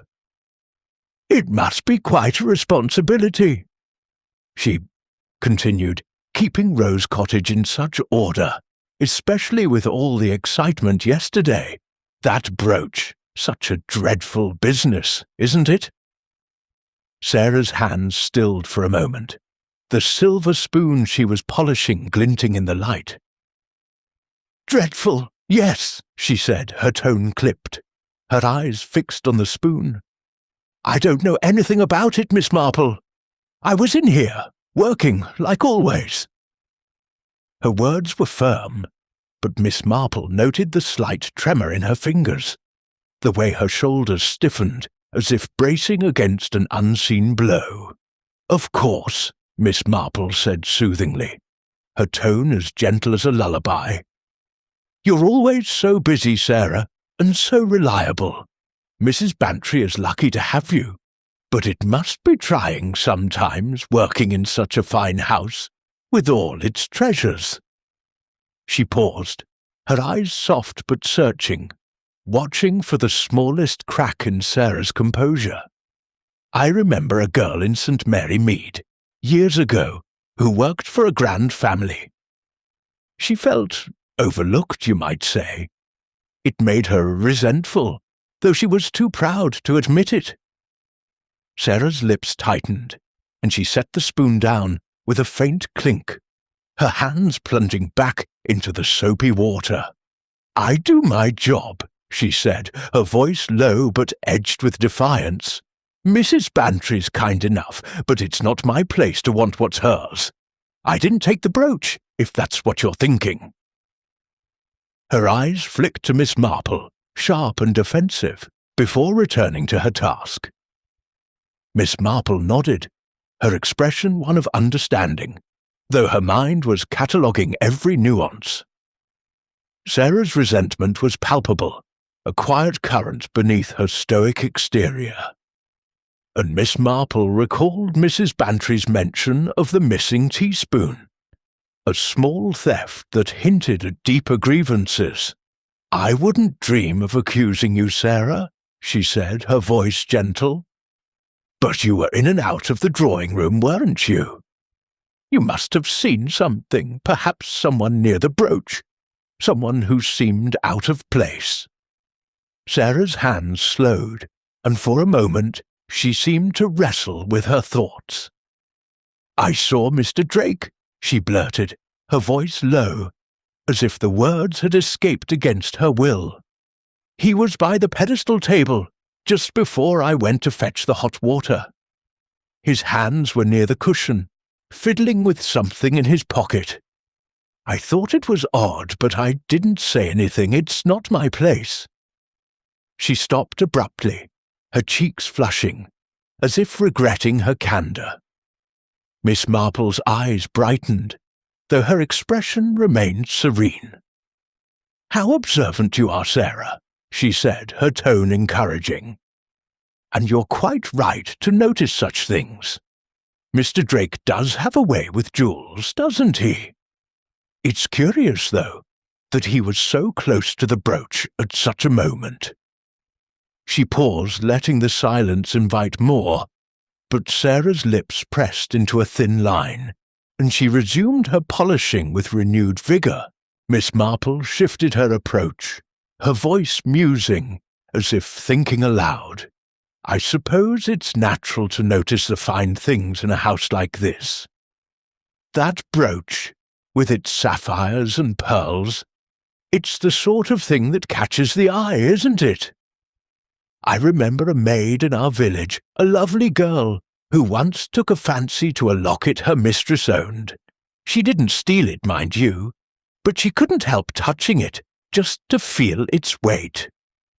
It's human nature, I suppose, to want what's beautiful." Sarah's hands froze, and her eyes met Miss Marple's, a flash of something, guilt perhaps or fear, crossing her face.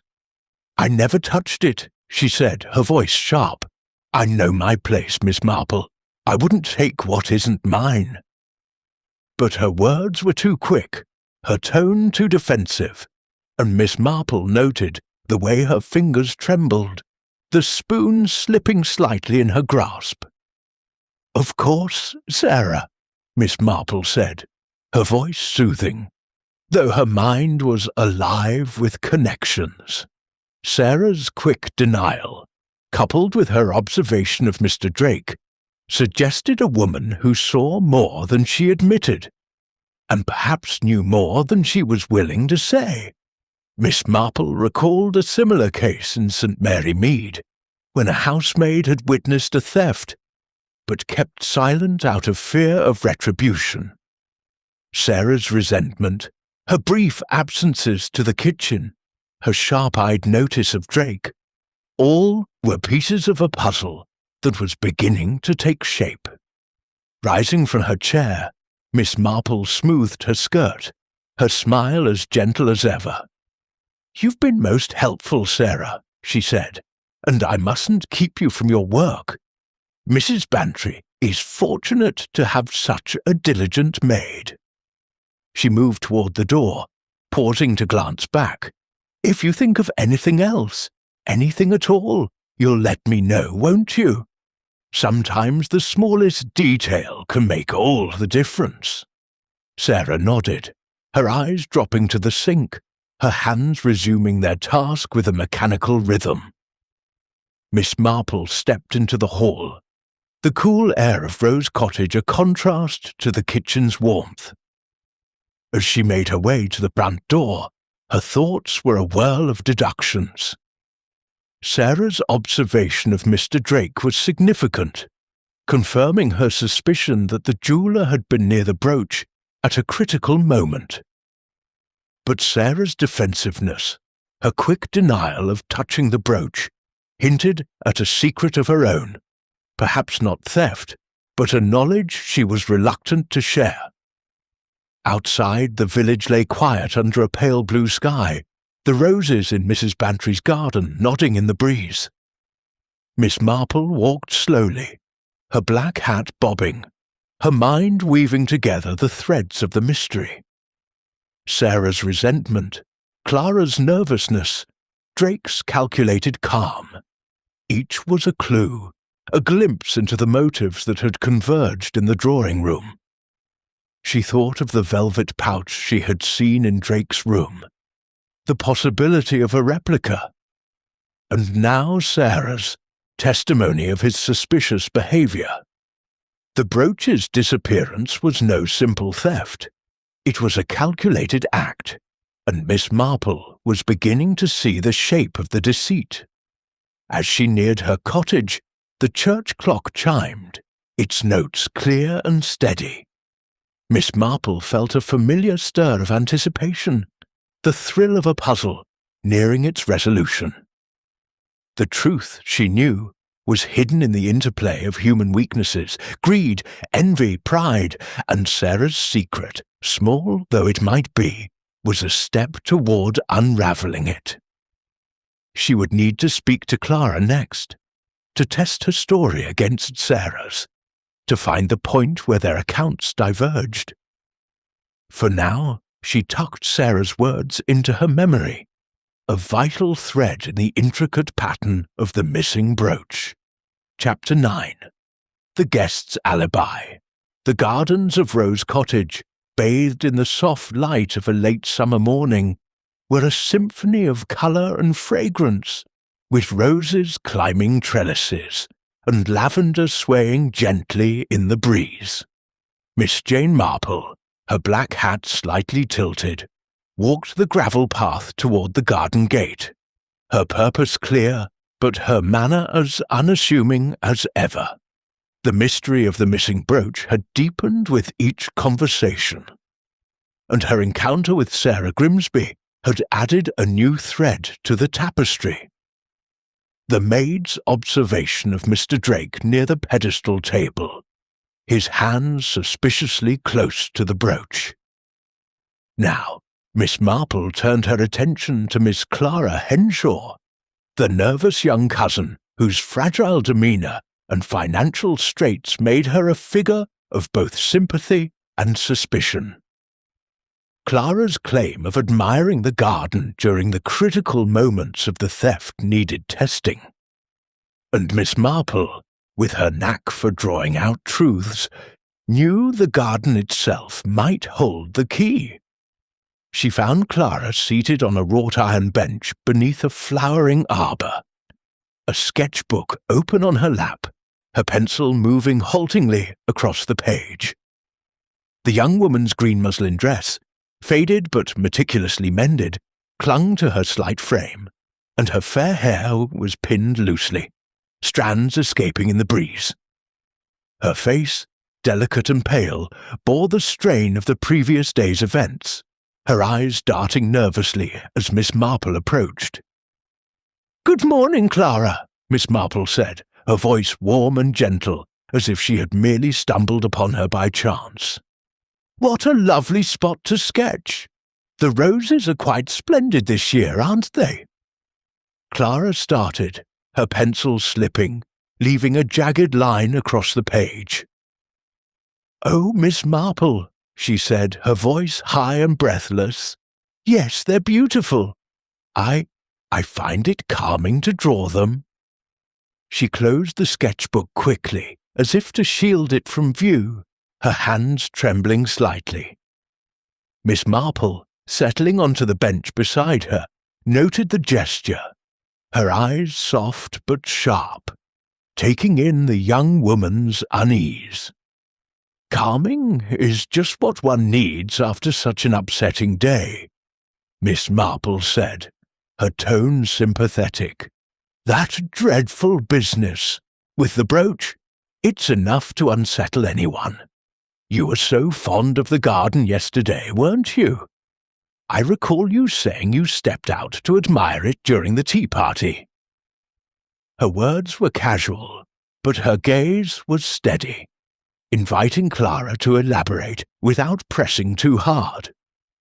Clara's cheeks flushed, and she clutched the sketchbook to her chest, her fingers tightening on its edges.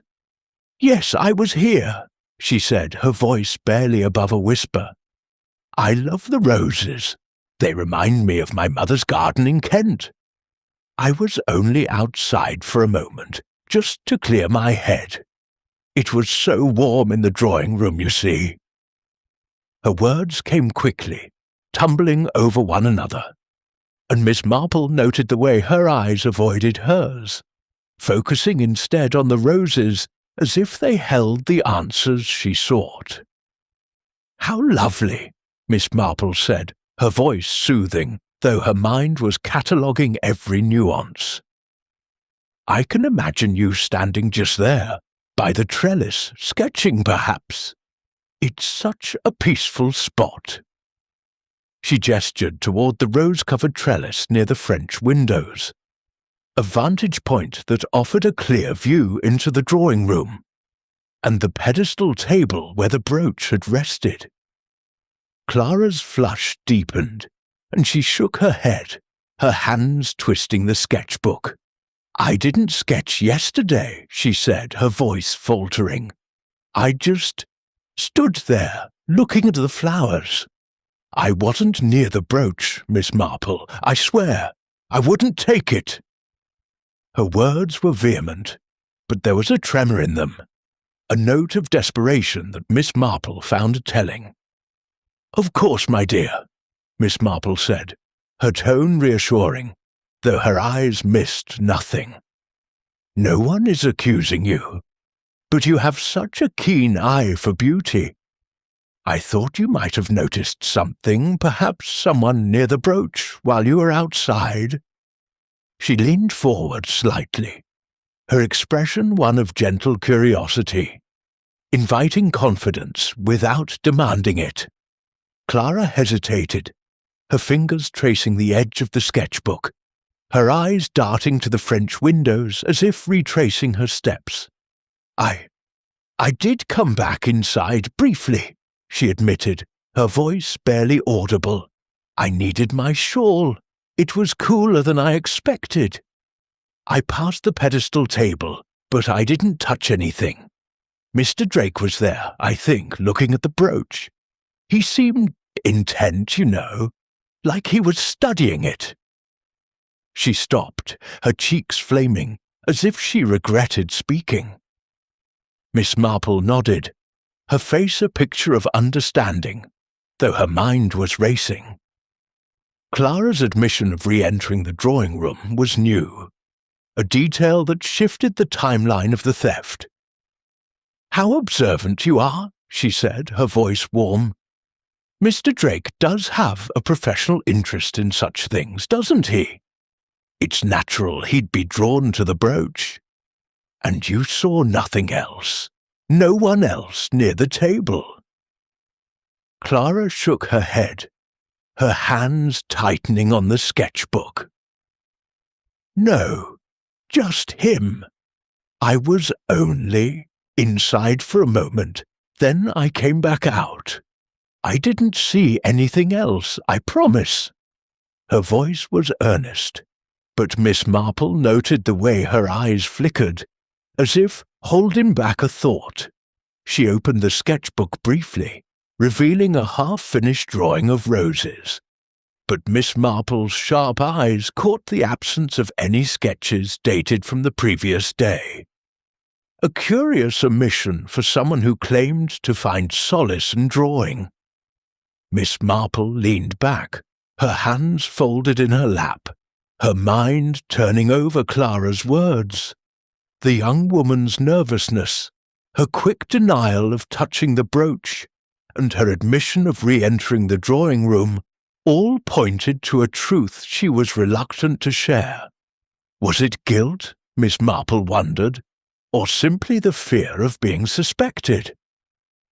She recalled a similar case in St. Mary Mead, when a young governess had been caught in a lie about her whereabouts during a theft, not because she was guilty, but because she feared her employer's disapproval.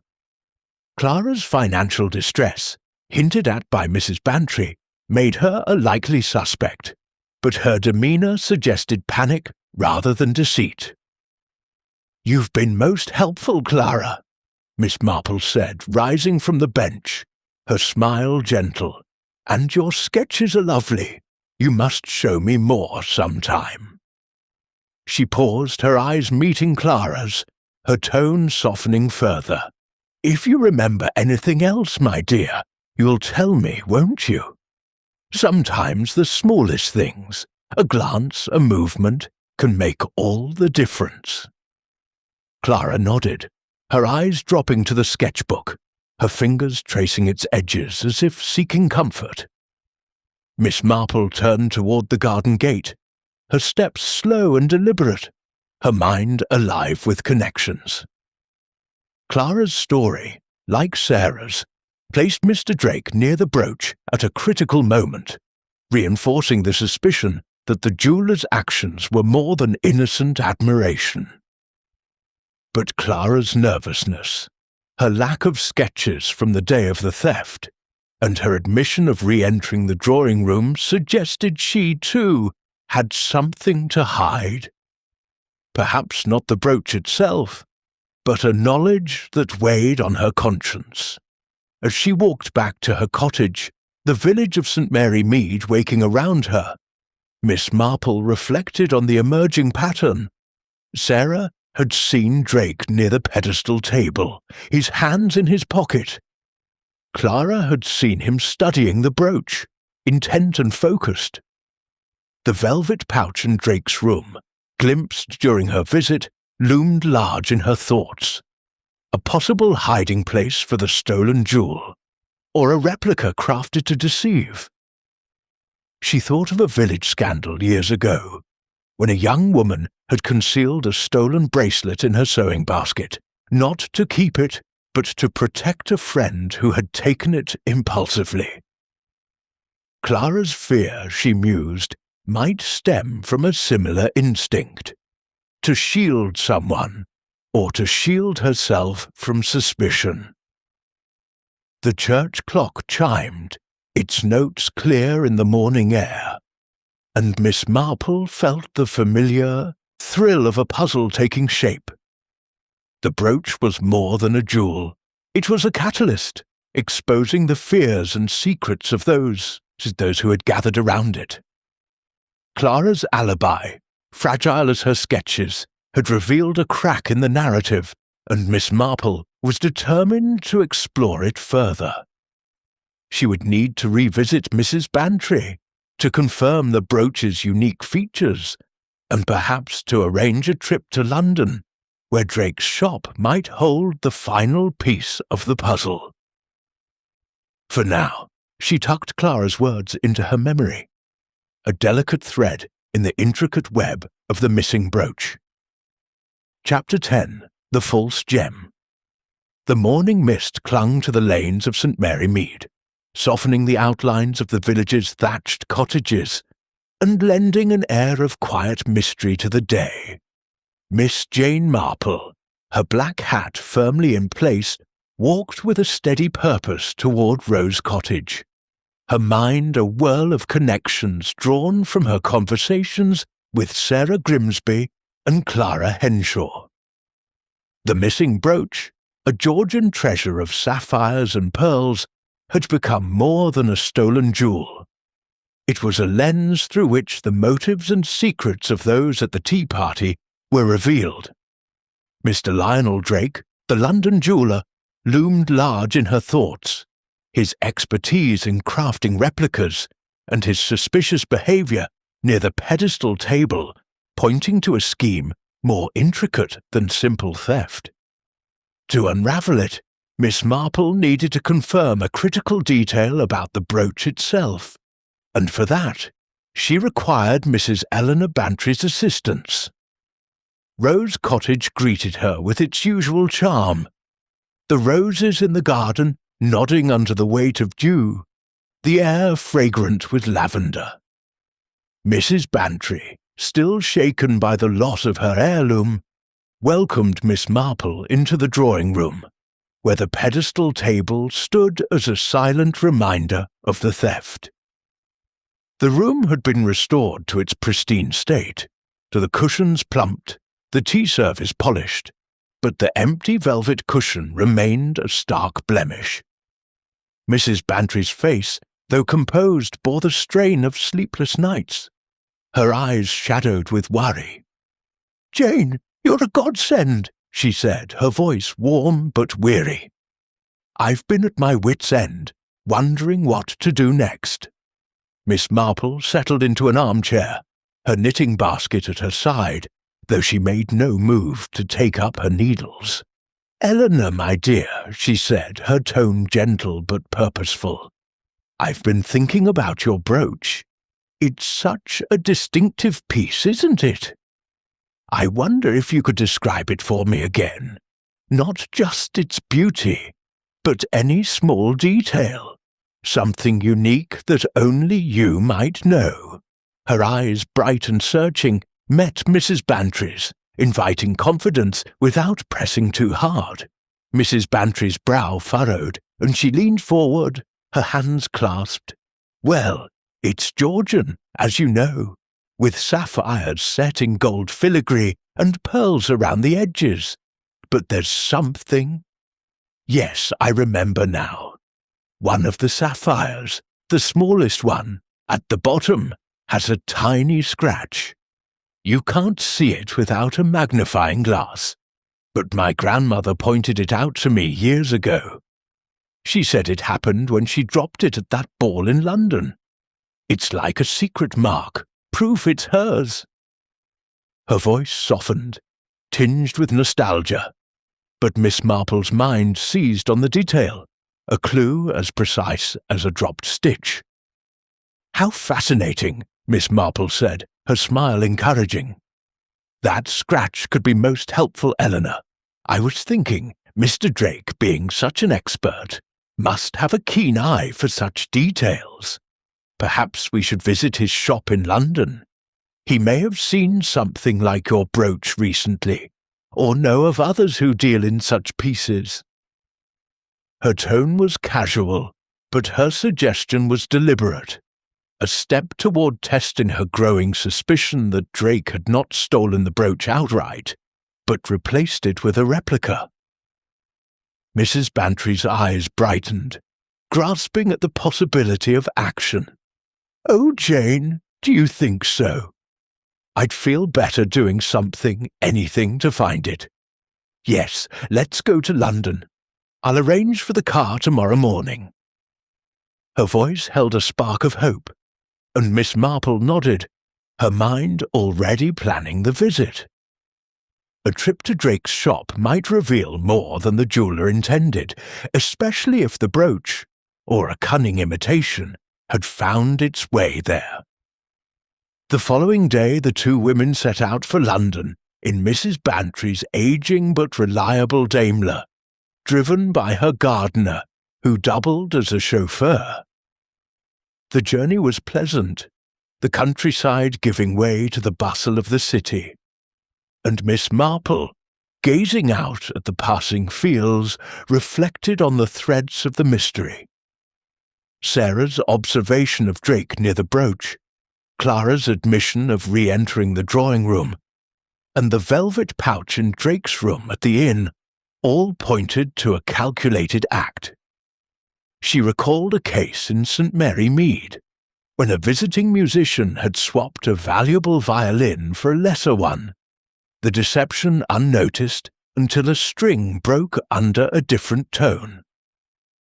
The simplicity of such a swap, she knew, relied on distraction and skill, both of which Drake possessed in abundance. Drake's shop, tucked in a quiet corner of Mayfair, was a study in understated elegance. Its windows displayed a modest array of jewels, each piece gleaming under discreet lighting, and the sign above the door read "Drake & Sons, Fine Jewelers," in gold lettering.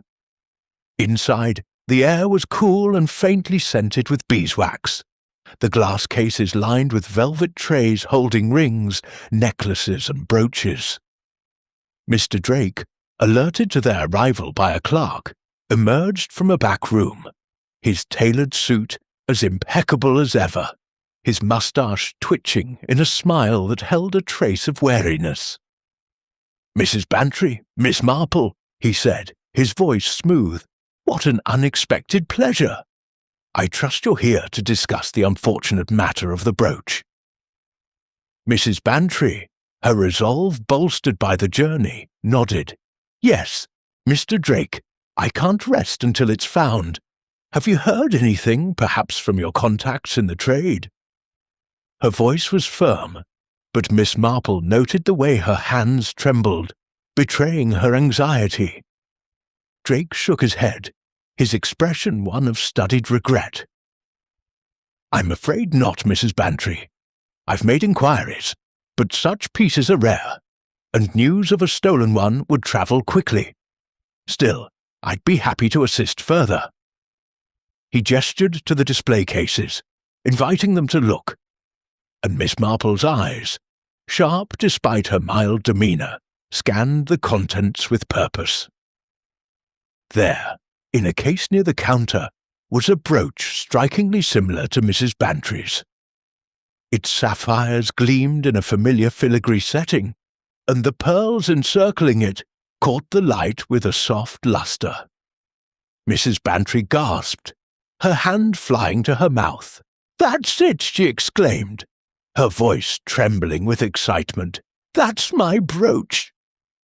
She turned to Drake, her eyes wide, but Miss Marple laid a gentle hand on her arm, her expression calm but intent. "May we examine it closely, Mr. Drake?" Miss Marple asked, her voice polite but firm. Mrs. Bantry mentioned a unique feature, a scratch on one of the sapphires.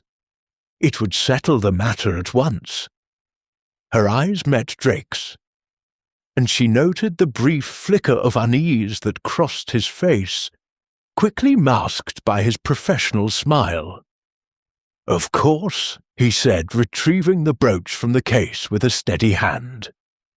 He handed it to Mrs. Bantry, who fumbled in her handbag for a small magnifying glass, her fingers shaking with anticipation. Miss Marple watched closely as Mrs. Bantry examined the sapphire at the bottom of the setting, her breath catching as she peered through the lens. "There's no scratch," she said, her voice faltering. This isn't mine." Her face fell, disappointment mingling with confusion, and she handed the brooch to Miss Marple, who inspected it with a practised eye. The brooch was exquisite, its craftsmanship flawless, but Miss Marple's keen senses detected a subtle difference. The weight was slightly off, the pearls lacking the deep lustre of the original. "A remarkable piece," she said, her tone musing, as she handed it back to Drake. "Almost identical to Mrs. Bantry's, wouldn't you say? Your skill with replicas is truly impressive, Mr. Drake." Her words were gentle, but her eyes were sharp, and she saw the jeweller's jaw tighten, his smile becoming a fraction less assured. "A coincidence, Miss Marple," he said, his voice smooth but strained. "This piece came from an estate sale in Bath. I assure you, it's no replica." He returned the brooch to the case, his movements deliberate, but Miss Marple noted the way his fingers lingered, as if reluctant to let it go. As they left the shop, Mrs. Bantry's disappointment was palpable, her shoulders sagging as she climbed into the car. "I was so sure," she murmured. "It looked just like mine." Miss Marple, settling beside her, patted her hand reassuringly. "We're closer than you think, Eleanor," she said, her voice calm but certain. In her mind, the pieces were falling into place. The replica in Drake's shop, Sarah's observation of his suspicious behaviour, Clara's nervous admission, all pointed to a scheme where the original brooch had been swapped for a fake, spirited away under the guise of a theft. As the Daimler rolled back towards St. Mary Mead, Miss Marple gazed out at the passing city, her thoughts as intricate as the filigree of the brooch. Drake's replica was too perfect, too conveniently placed, to be a coincidence. She recalled a village incident, when a local jeweller had passed off a glass bead as a diamond, only to be caught when a customer noticed its lack of fire. The truth, she knew, lay in the details, and the absence of the scratch was a beacon guiding her towards the solution. One final confrontation, she decided, would unravel the mystery, and she would need all the suspects gathered to expose the jeweller's deceit. Chapter 11. The Confrontation. The late afternoon light filtered through the chintz curtains of Rose Cottage's drawing room, casting a soft golden glow over the polished mahogany and neatly arranged cushions. The room, restored to its former elegance after the disarray of the search, seemed almost to hold its breath, as if aware that the drama of the missing brooch was nearing its climax. Miss Jane Marple, seated in her familiar high-backed chair near the fireplace, her knitting basket at her side, exuded a quiet calm that belied the sharpness of her purpose. The trip to Mr. Drake's shop in London had confirmed her suspicions. The brooch in his display case, flawless but lacking the telltale scratch, was a replica, a cunning substitute for Mrs. Eleanor Bantry's heirloom. Now, with the suspects gathered once more, Miss Marple was ready to weave the threads of the mystery into a coherent pattern. Mrs. Bantry, her face a mixture of hope and apprehension, had summoned the guests at Miss Marple's request. She stood by the pedestal table, where the empty velvet cushion remained a stark reminder of her loss. Her floral dress a touch less vibrant under the weight of recent days. Miss Clara Henshaw sat on the sofa, her faded green muslin dress clinging to her slight frame, her hands twisting a fresh handkerchief, her eyes darting nervously between the others. Sarah Grimsby, the maid, stood by the sideboard, her black dress and starched apron as severe as her expression, her hands clasped tightly, betraying a tension she could not conceal. Mr. Lionel Drake, the jeweller, leaned against the frame of the French windows, his tailored suit impeccable, his moustache perfectly trimmed, but his eyes held a wariness that Miss Marple noted with quiet satisfaction. Constable Reed, his notebook at the ready, stood near the door, his ruddy face a study in earnest confusion, clearly unsure why Miss Marple had insisted on this gathering. Mrs. Bantry, at Miss Marple's nod, cleared her throat, her voice steady despite the strain in her eyes. "Thank you all for coming," she said, her hands clasped before her. "Miss Marple believes she has some insight into the matter of my brooch, and I trust her judgment implicitly. Jane, please tell us what you've found." Her gaze turned to Miss Marple, a flicker of hope breaking through her worry. Miss Marple set her knitting aside, her hands folding neatly in her lap, her eyes bright and piercing despite her gentle demeanour. "Thank you, Eleanor," she said, her voice soft but carrying a quiet authority that drew every eye. "The disappearance of your brooch has been a troubling puzzle, but I believe the pieces are now clear. It was not merely stolen, you see. It was replaced, with a replica so fine it might have fooled us all, had we not known to look for a certain detail." She paused, her gaze sweeping the room, noting Clara's sharp intake of breath, Sarah's tightened lips, and Drake's sudden stillness. Constable Reed, his pencil poised, looked puzzled. "A replica, Miss Marple. But how could that be?" The brooch was there one moment, gone the next. His voice held a note of skepticism, but Miss Marple's calm smile did not waver. "It's quite simple, Constable," she said, her tone patient, as if explaining a knitting pattern to a novice. "The brooch was taken during the tea party, in a moment of distraction, and a replica was left in its place. The switch was so swift, so deft, that none of us noticed, until Mrs. Bantry went to pin it on and found the cushion empty. The replica, you see, was removed later, to make it seem as though the brooch had vanished entirely." She turned to Mrs. Bantry, her eyes softening. "Your brooch had a unique mark, Eleanor, a scratch on one sapphire, visible only under a magnifying glass. That mark was our guide." Mrs. Bantry nodded, her hands tightening.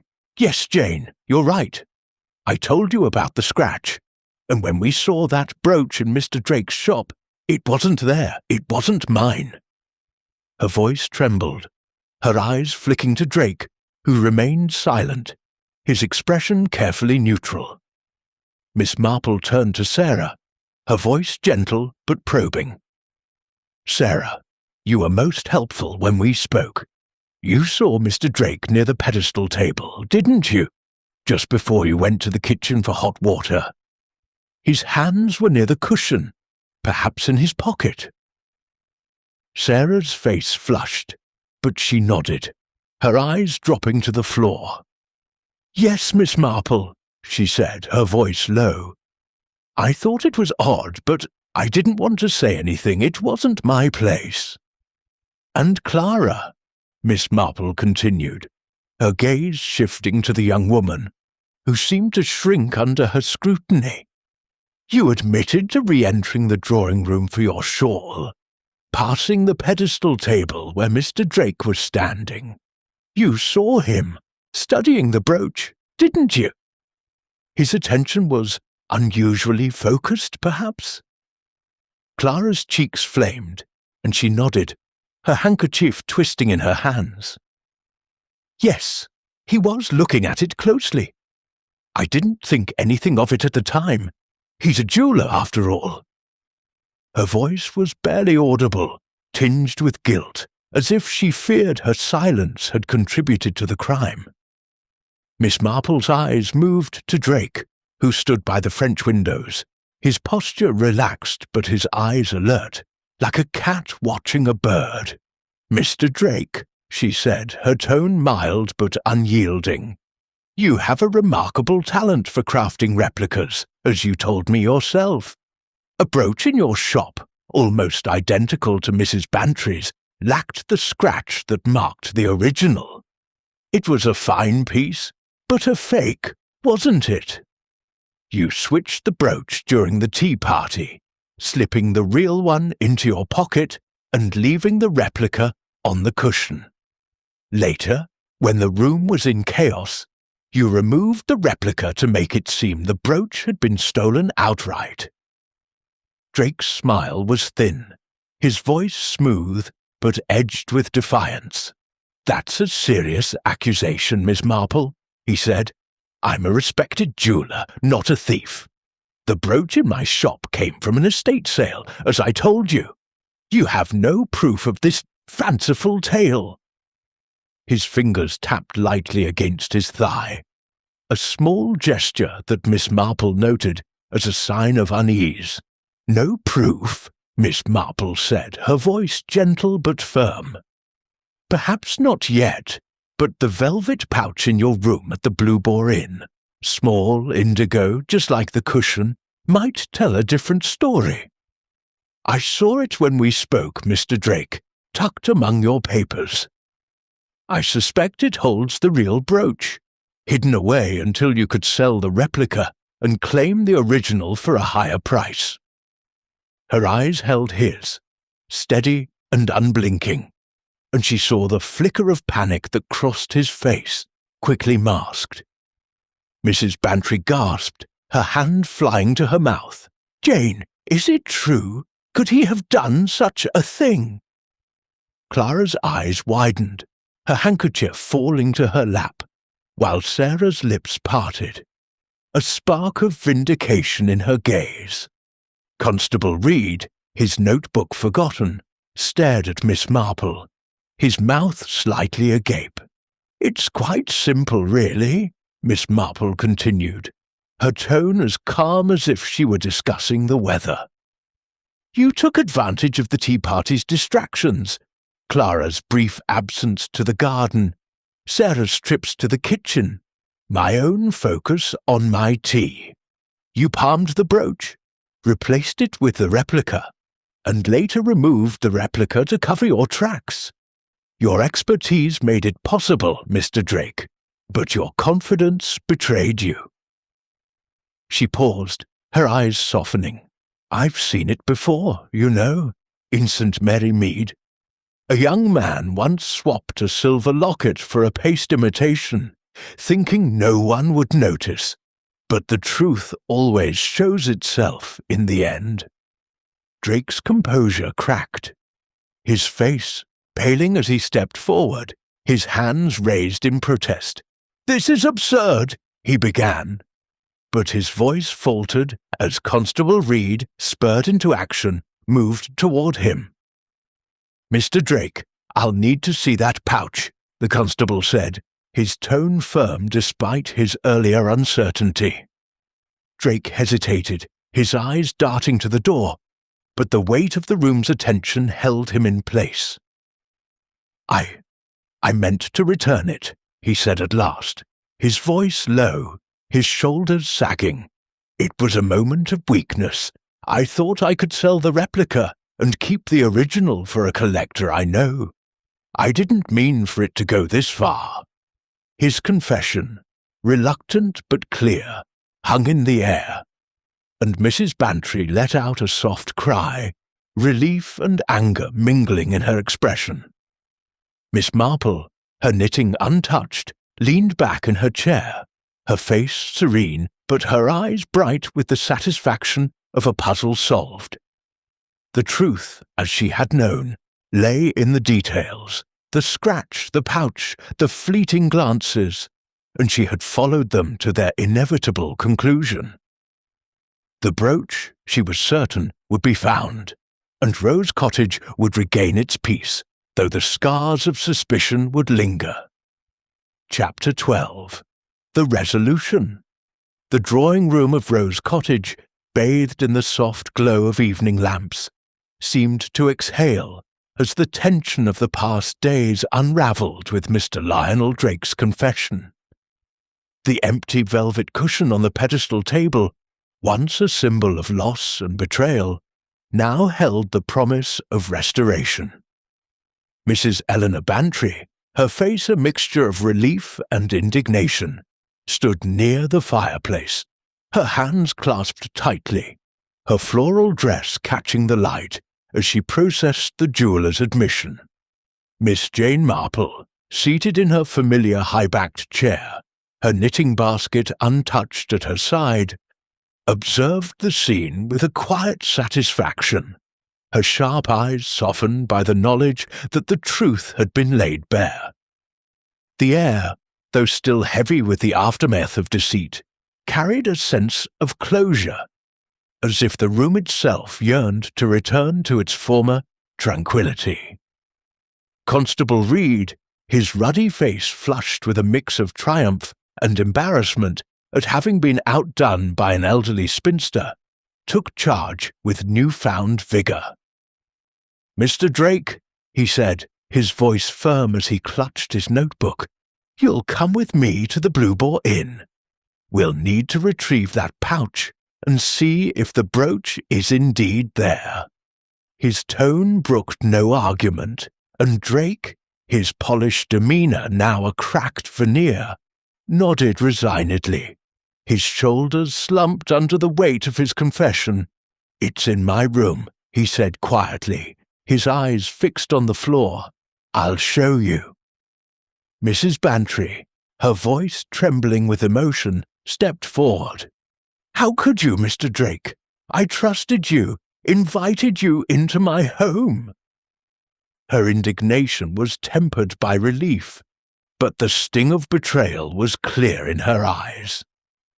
Drake offered no defense, his earlier confidence replaced by a weary acceptance, and Miss Marple noted the absence of his usual charm, as if the mask he had worn had finally slipped.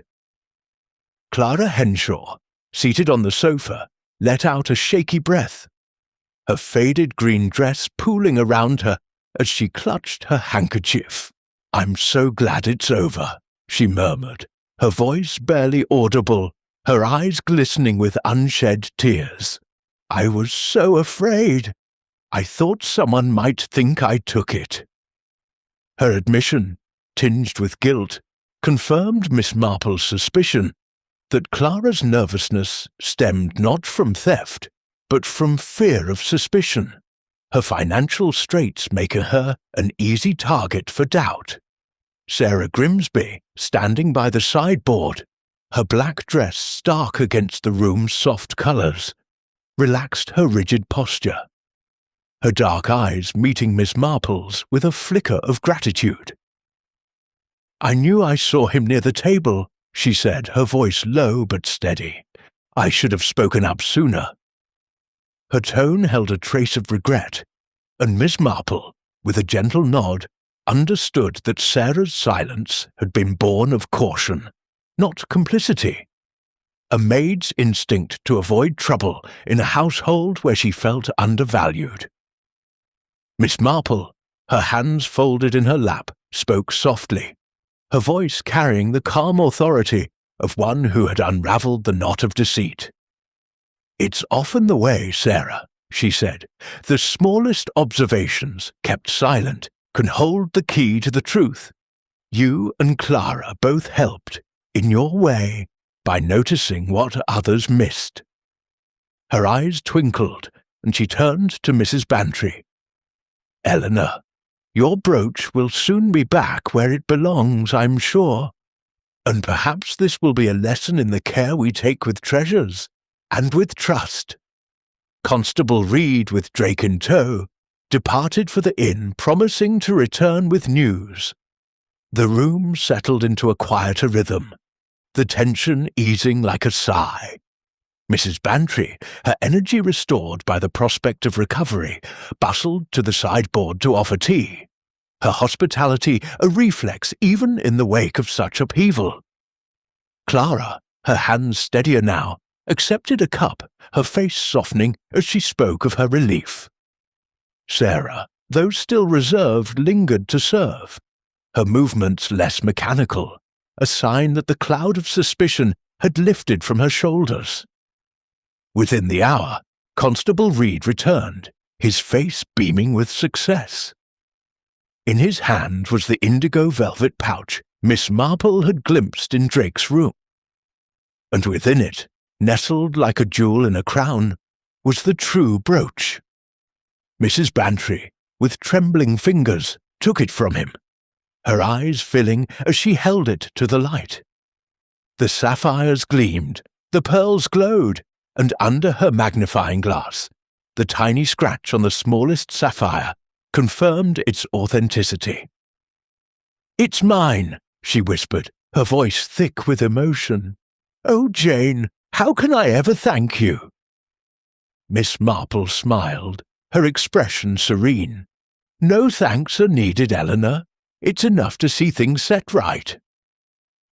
Her words were simple, but her mind was already reflecting on the human frailties that had fueled the theft. Drake's greed, masked by his polished exterior, Clara's fear, born of her precarious position, Sarah's resentment, a quiet undercurrent in her service.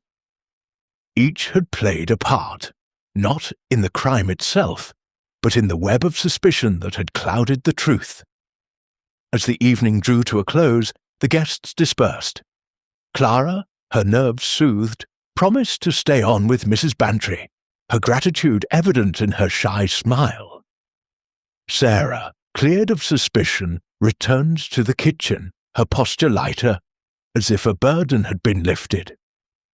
Drake, now in the constable's custody, faced a reckoning that would tarnish his reputation, his scheme undone by a scratch too small for most to notice.